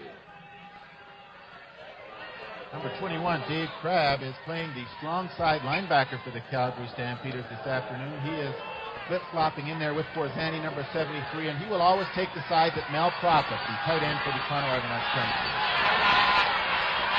3 receivers downfield for Theismann, but he can't get to them as Craig Coinbran has Joe Theismann for a sizable loss. Number 61, Craig Coinbran. One of the people who make that Calgary front attack go on defense. The loss is 12. Don, this is when it becomes a very frustrating afternoon for a quarterback such as Joe Theismann, wondering what is happening to that protection, because on almost every play that he goes back to pass, I'm sure he's now thinking in the back of his mind, am I going to get time to throw it? Andrew Zishin will be kicking on 3rd and 10.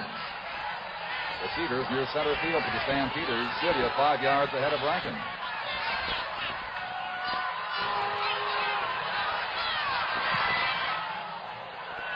Another high Andrew Zishin kick. Rankin to Celia, 51-yard line. Jim Celia slowed by Joe Vajak and contained by Desjardins. 46 yards, the length of Andrew Zishin's kick. And he certainly has given the Argonauts one edge this afternoon, and that is in the punting department. 9:29 on the 3rd quarter clock at Empire Stadium. It's Calgary 14, Toronto 10. Scales, touchdown off a fumble recovery, the only scoring play of the second half. Jerry Keeling. Hugh McInnes after the fake to Jesse Mims, and the yardage will be about 3. Larry Brame, number 52, made the tackle along with Jim Stillwagon. And the Argonauts, Ross, appear to have found a strong middle linebacker in Larry Brame. The last 2 ball games of the season, John, he came on for the Argos and has played real outstanding football, and the guy number 77, Peter Martin, who's replaced by Larry Brame, was probably thinking all week, I wonder how much I'm going to play in this Grey Cup game after playing with the Argos for so many years. And unfortunately for Dick Aldridge, number 31, the right corner linebacker, he got hurt early in the ball game, and Peter Martin has been in there ever since. Van Peters, second down.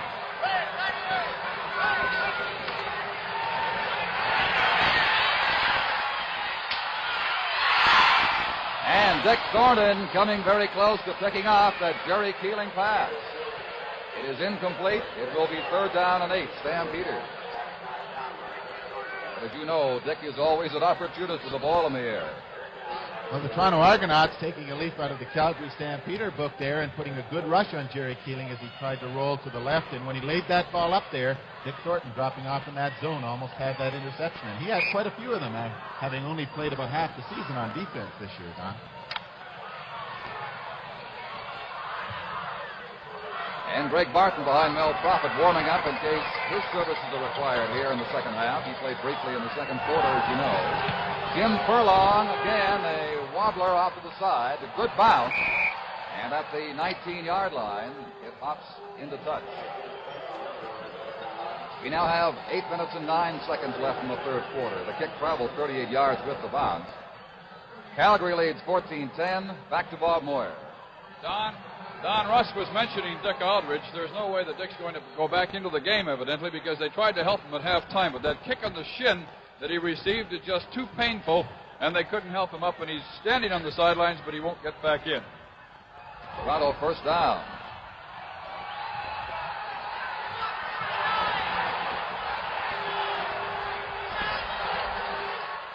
Leon McQuay. And Leon slides to the first down marker, but of course he'll be ruled back at the 27-yard line, 2 yards away. The gain was 8.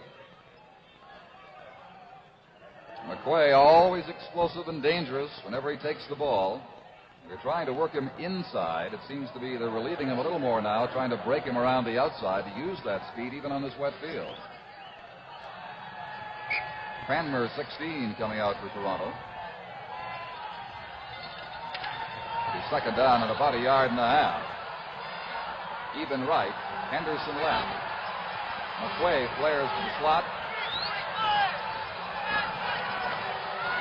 Fake to Simon. Joe Theismann for Ike Even. It is no good with Frank Andruski, number 24, defending. And it runs to third down, Toronto.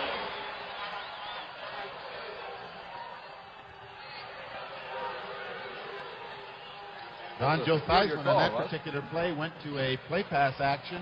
Good call, I would believe, on a second and about 2 or 3 yards. They're probably looking for that running play to get that first down. And he went down, faked off tackle, dropped back, and tried to hit Mike Eden coming over the middle. It's the kind of play, if it works, they think you're a hero. If it doesn't, they start second-guessing you. So on third down now, Andrew Bishop is the punter. Chops it high, very high once again. Rankin. Morrow with Bray on the tackles for Toronto, the 42-yard line. 40 yards, the length of Andrew Zishin's kick. Calgary leads this Grey Cup game 14-10. 6:37 to play in quarter 3.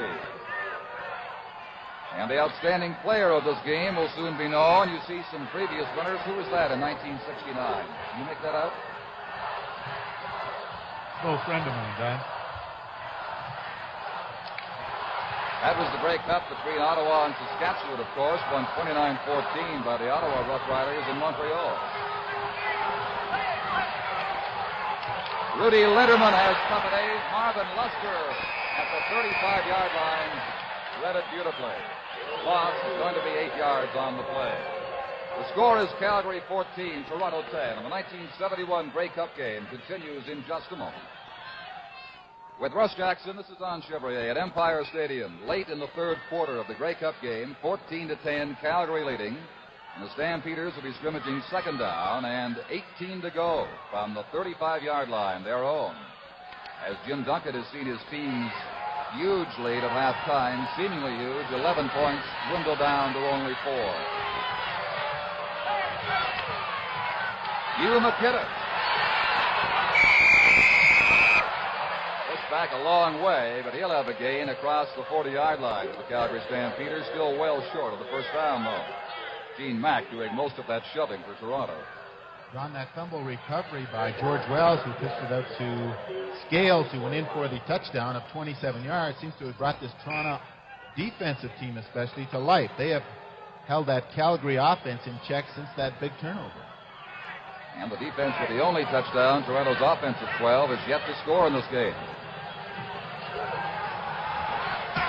Jim Furlong's kick is to Paquette at the 30-yard line of Toronto.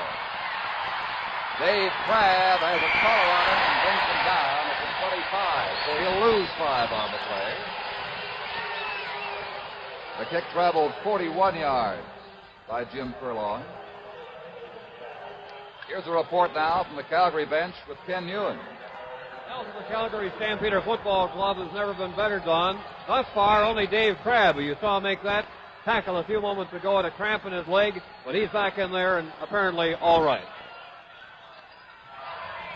So it is first down, 26-yard line, Toronto. Bill Simon.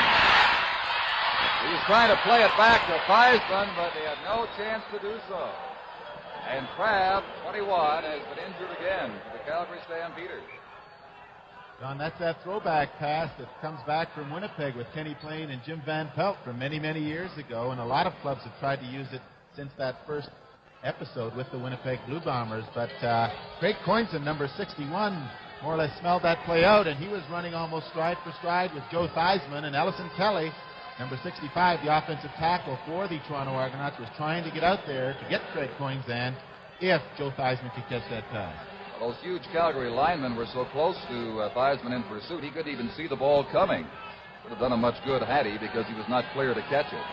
And they attend to Crabb at the 15-yard line, the Calgary Stampeder training staff guys. 14-10 is the score. Toronto in arrears by 4 to the Calgary Stampeders, the Western champions, as Crabb is up. We have had 7 fumbles in this game.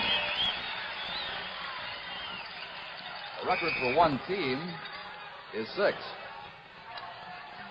And that's, of course, understandable. We have so many today in view of that very soggy artificial turf. All right, second down and 10. Joe Theismann looking for Thornton. It's a catch and a first down at the 40-yard line. 15-yard gain. Now, Joe Theismann came out of the huddle there and came up on that quick count, and he almost drew Fred James offside. He actually slipped and then crawled back to get into position, and then they got a pretty good rush on Joe Theismann, and he had to throw that ball again. You watched as he threw this completion to Dick Thornton. He was really hit by that defensive front four of the Stampeders again. And a fine catch by number 25, Thornton. That, by the way, is the first down for either team in this, the third quarter. We have played almost 11 minutes.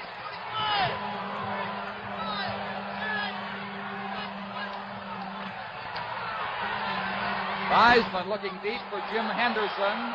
He has him at the Calgary 26-yard line. The ball came free. The whistle had sounded. Toronto remains in possession. The gain is 42 yards. Theismann to Jim Henderson. From our end zone camera, Jim Henderson just ran straight down the sideline, and Reggie Holmes had his back turned. And when he turned to try and find out where the ball was, Jim Henderson, showing some real poise there, moved in front of him to make the reception for a long gain. The Argonauts have Morrow, number 11, in. Cranmer comes out to the Toronto bench. It is first down, the 27-yard line of Calgary. Play and Simons in the I formation, and Bill Simons, the lead runner through, carries across the 25 for a gain of 3. Jim Bond stopped in for Calgary. On one of the few times the Toronto Argonauts have actually run out of that I formation. They have come up and lined off on it, but they have not run out of it very often. Here's Ken Ewan. Dave Crabb, number 21, we're just talking about a moment ago, took a rap on the knee. The kneecap is black and blue. A lot of pain, but he says it's going to be all right. Time will tell. Second down and 7, 24-yard line. Theismann over the center. It is incomplete at the 15-yard line. Tony Morrow had been the intended pass receiver. And now Ivan McMillan, number 12, comes on with the Toronto field goal team.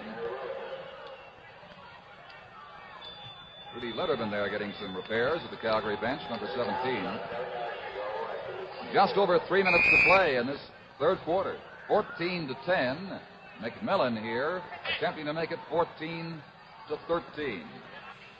The attempt will come with Theismann holding from the 31-yard line. Angle left.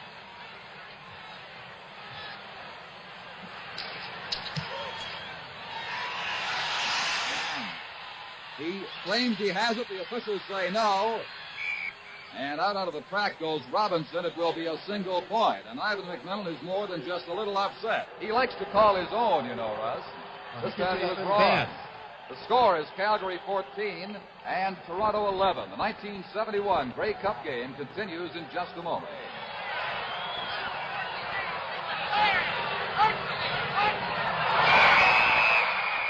Jim Stillwagon again is always fast. This time he was too fast getting in to break up that play as it's whistled down. Don, he didn't even give number 45, Basil Bark, enough time to center that ball to Keeling before he came across that time. Now, he might be fast, but I don't think he's quite that fast. Well, he thought he heard the right number or something.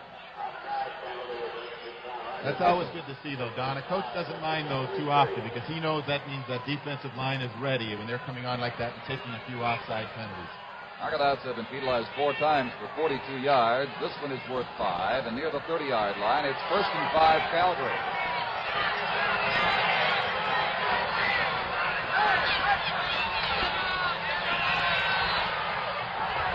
Shaw, 45-yard line. First down, caught by number 14, Dave Ramey, after the completion from Jerry Keeling. From our ground level camera, the Toronto Argonauts, we won't see them, are jumping around in that defense. And as Shaw came downfield, Dave Ramey seemed to get well off him. He ran an out pattern, and the ball was not thrown that well to Jerry Shaw, number 72. But he does get that first down, and that's the first one for the Stampeders in some time. Jim Stillwagon gave Keeling quite a shot as he let the ball go. 15-yard gain, first down. Jesse Mims, contained by Stillwagon, getting some help from Corrigal at the 47-yard line. It'll be worth about 2 to the Calgary team. Stampeders, who led 14-3 at halftime, now with 1 minute and 20 seconds and the clock moving in the third quarter, have a lead of 14-11. Don, George Wells just gave Jesse Mims his chin strap back, and I can remember Jesse Mims in Toronto when they were in there to play the Toronto Argonauts saying that he and George went to school together at New Mexico State. He'd like to meet him on the street, but not on the football field. Well, they had him at old school buddies. Who knows? George might not have given it back. There's Jerry Keeling's look for the air today, close to 50%.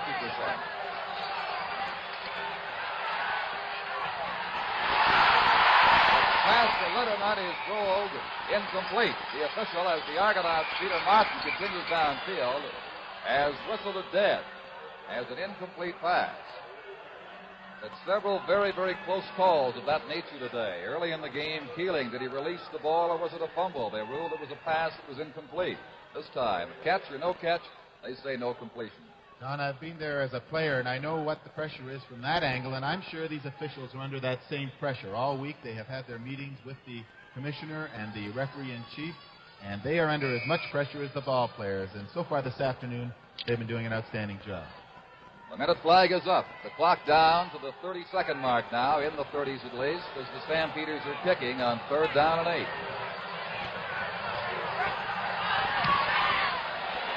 Jim Furlong to Harry Aboff. Aboff is stopped at the 26-yard line by Rankin, who was downfield, along with Brian Marshall. The kick traveled 40. The return is 4. We now have 23 seconds left in the third quarter. 14-11. The Calgary Stampeders still lead.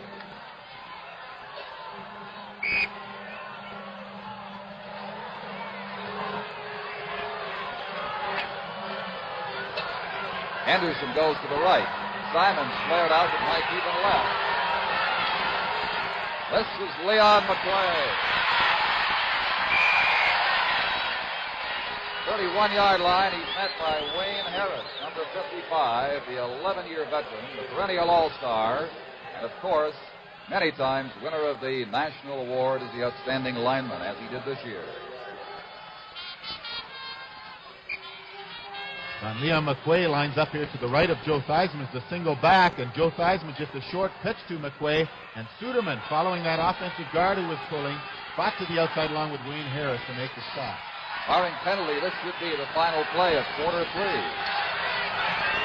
Theismann never did get the ball. Desjardins is still over it. There hasn't been a flag thrown yet, Don. Well, the officials are there to attend to it. A legal procedure is the indication against the Toronto Argonauts. One of the times where the center wasn't quite sure what the number was. Everybody else on the offensive team had moved, and he was still sitting there with the ball. There's the signal from the referee, Harry Ross. So they take it back to the 25-yard line. Second down and 12 now. Time has run out, but of course the quarter cannot end on a penalty, so this should be the final play as Mike Eben breaks to the right, Jim Henderson left. McQuay. Another marker throw, and McQuay at the 25. That was the line of scrimmage. Did not pick up any yardage. Orzani came across with Craig Coinzan, and Charlie Bray was out there giving some blocking help, and may have been doing that blocking from the rear. We'll see. Here's referee Ross. It is clipping. Bray for Toronto. It has been declined by the Stampeders. Third down. They'll get the ball back on a kick when the fourth quarter gets underway. The score is Calgary 14 and Toronto 11. The 1971 Grey Cup game continues in just a moment.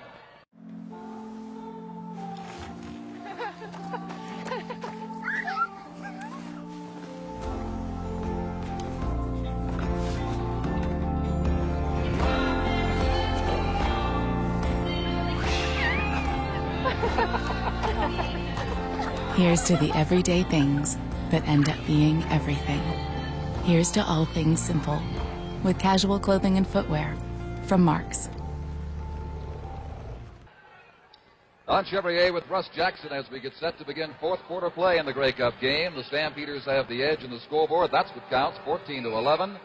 But in the stats at three-quarter time, you see the Argonauts have an edge in total yardage. Toronto now on third down and 12 will kick from the 25-yard line. The punter Andrusician back near the 12.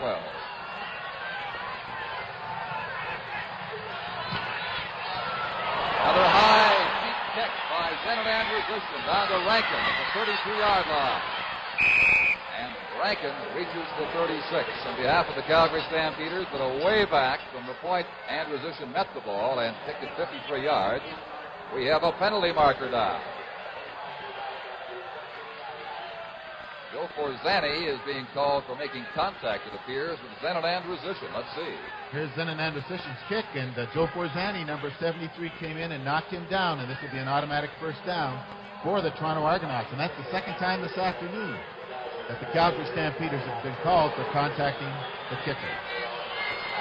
There are two possible penalties. One is for roughing, the other for contacting. This means a first down, no yardage marched off from that point. And now we have number 18, Greg Barton, at quarterback for the Toronto Argonauts to begin this fourth quarter. Don, this has to be a tough decision for Coach Cahill, because if Greg Barton can excite this offense, then he has to be the great coach. But if he doesn't, they'll say, well, why didn't you leave Joe Theismann in? Well, let's see what Greg can do. Bill Simon stepping to the outside, and Forzani has him there for a gain of about 3. Bill Simons, not just a great running back, but a tremendous blocking back as well. Bill Simons on that last play, Don, carried around the right end, and both guards, number 57 and number 59, got to the outside, and Charlie Bray will see throw a block here, and Simons went around that block and gained about 5 yards. Make it second down and 6 to go now. 29-yard line, Toronto.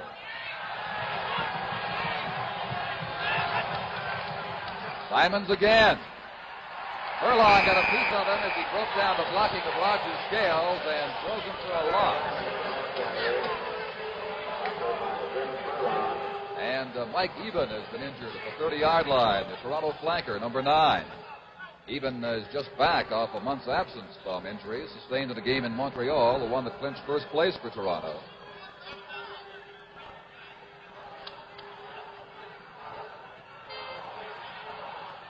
Greg Barton choosing to come back with almost the same play this time, but Jim Furlong playing on that side got inside there, and he managed to trip up the ball carrier, Bill Simons. And you see Mike Eben lying on the ground there and almost seemed to make contact with one of his own men coming around the end. That, it appears, is what happened in collision with a teammate, and Mert Proppet, the Toronto trainer, helping him to his feet as the fans continue their party in the stands. Fans from all parts of Canada, in fact, a charter flight from Whitehorse has arrived here for this game. We are a minute and a half into the fourth quarter. It is 14-11 for the Calgary Stampeders, as even now is at the Toronto bench, and will take a rest. Third down and 6 to go. Andrew Zishin, the punter, dropping back to the 15-yard line. The Calgary punt return men showing him plenty of distance.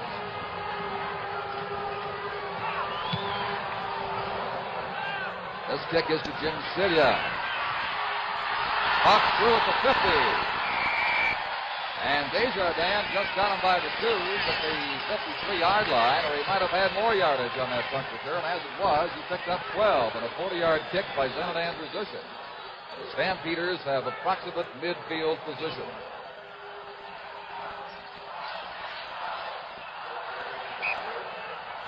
On the Calgary rush gave Zenit Andrusician lots of room that time. They didn't want another contacting the kicker, and when Cilia fielded this ball, he found the lane coming up there, and the lineman coming in a little too fast couldn't stop in time to slow him down until Desjardins got him. Jerry Keeling, first down, snapped, intercepted by Peter Martin. Martin held right there by Herman Harrison. It was into an area with both Harrison and Hugh McInnes. But the interception is the second of the day against Jerry Keeling passes by Peter Martin. Toronto goes first down from the 41. From our end zone camera, an attempt by Jerry Keeling with the blitz on here with Marv Lester coming in to isolate number 31 Hugh McInnes, a halfback coming out of the backfield on the corner linebacker number 77 Peter Martin. But Peter Martin got back in good position with Hugh McInnes and made the interception.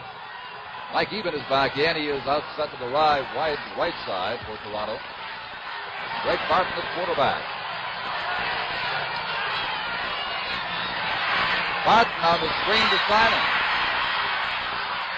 But he did not fool the Calgary Stampeder defenders, who at the 40-yard line have him for just about no gain.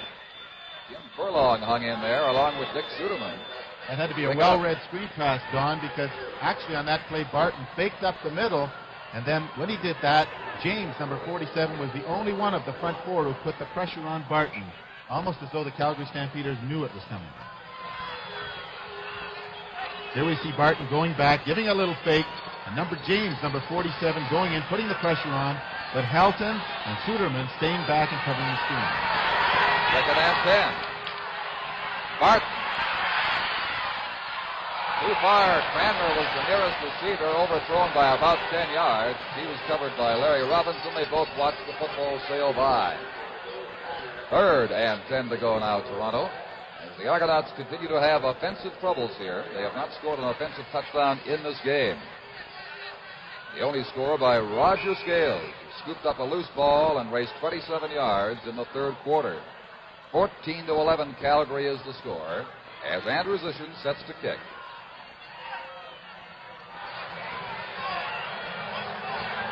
Jim Cilia waiting at the 25-yard line.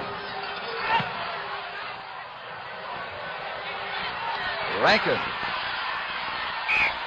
And the former Saskatchewan Rough Rider is taken down by Charlie Frey, and a little unhappy about the rough manner in which the contact was made. 43 yards was Andrew Zishin's kick.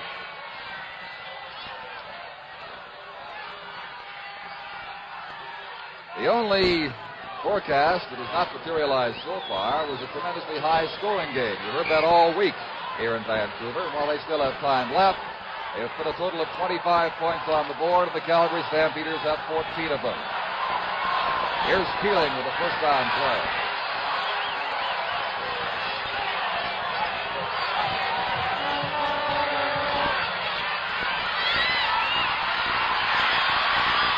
Keeling has 67 yards across the 30 as he was caught by Larry Frey, and the middle linebacker who shifted to his left. And the score is Calgary 14, Toronto 11. The 1971 Grey Cup game continues in just a second remain here in the fourth quarter. 14-11 Calgary. Stampeders getting set to go. Second down and 5.5. 31-yard line. Henderson. No gain. He was mad as he tried to come back on that reverse on the right side by Dave Ramey.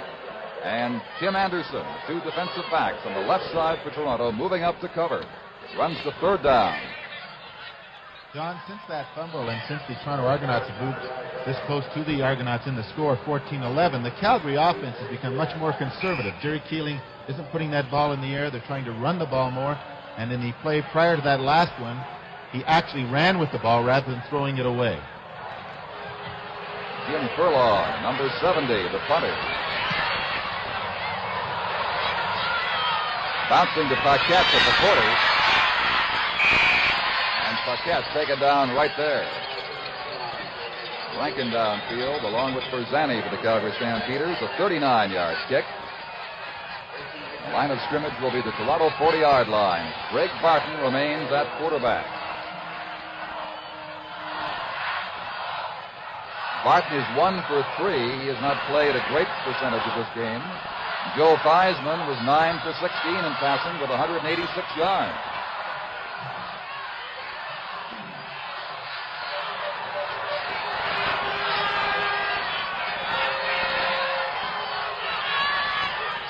Bill Simons on the sweep. Good contact as Wayne Harris drops him at the 43-yard line. Charlie Bray gave Simons a block for a couple of yards, but no one took care of number 55. The gain is 4. It'll be 2nd and 6. From the ground camera, we see Bill Simons coming around the end, and Charlie Bray again got a block on Frank Andruski, number 24, and Bill Simons trying to get around that corner. Couldn't, because Wayne Harris, that outstanding middle linebacker for the Calgary Stampeders, just had great pursuit and great angle on Bill Simons, number 33. Dick Thornton offensively is on the right side, number 25. Henderson left. Simons, 48-yard line. Will not have the first down. John Heldon, number 77, met him. The Argonauts on that play had Simons and McQuaid bunched together in an I, and the Stampeder defense, of course, was never sure which man had come through with the ball. In this case, it was the first one through, Bill Simons. Third down and about a yard to go, yard and a half between the 48 and the 49-yard line. Both teams complaining about the football being wet, but the officials can't do much about it. It's under a towel until they put it down.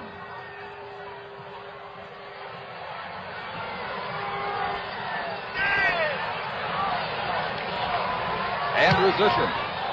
Another tremendously high kick, banking Rankin up to the 4-yard line. And he's back to the 12 where Joe Vajak, number 59, meets him for Toronto.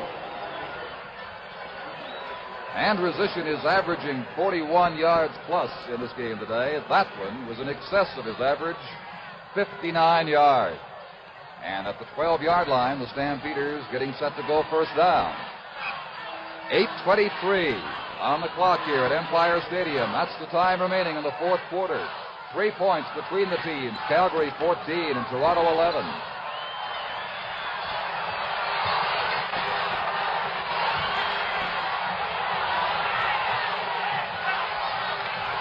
Hugh McInnes to about the 15.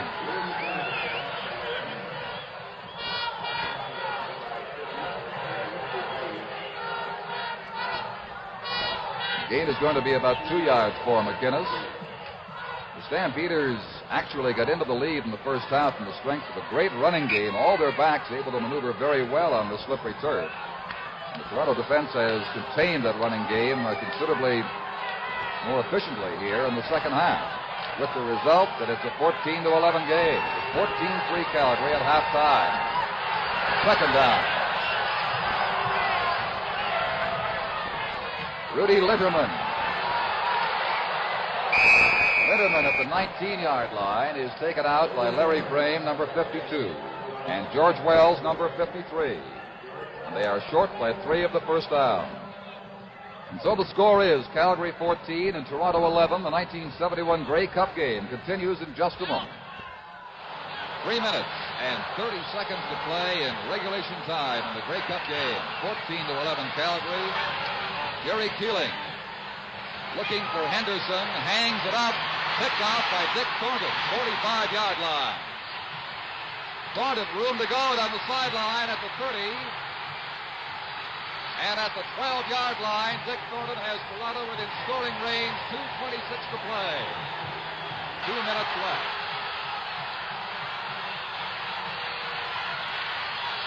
McQuay, flipping, 11-yard line, lost the ball. Has recovered. That's the indication.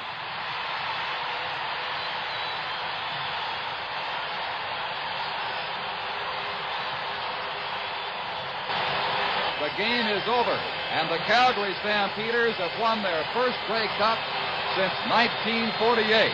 This has been a great year for me, Don, because I started off with 32, the best football players in Canada in the All-Star game, and I ended up with 32 of the best football players in Canada today, believe me.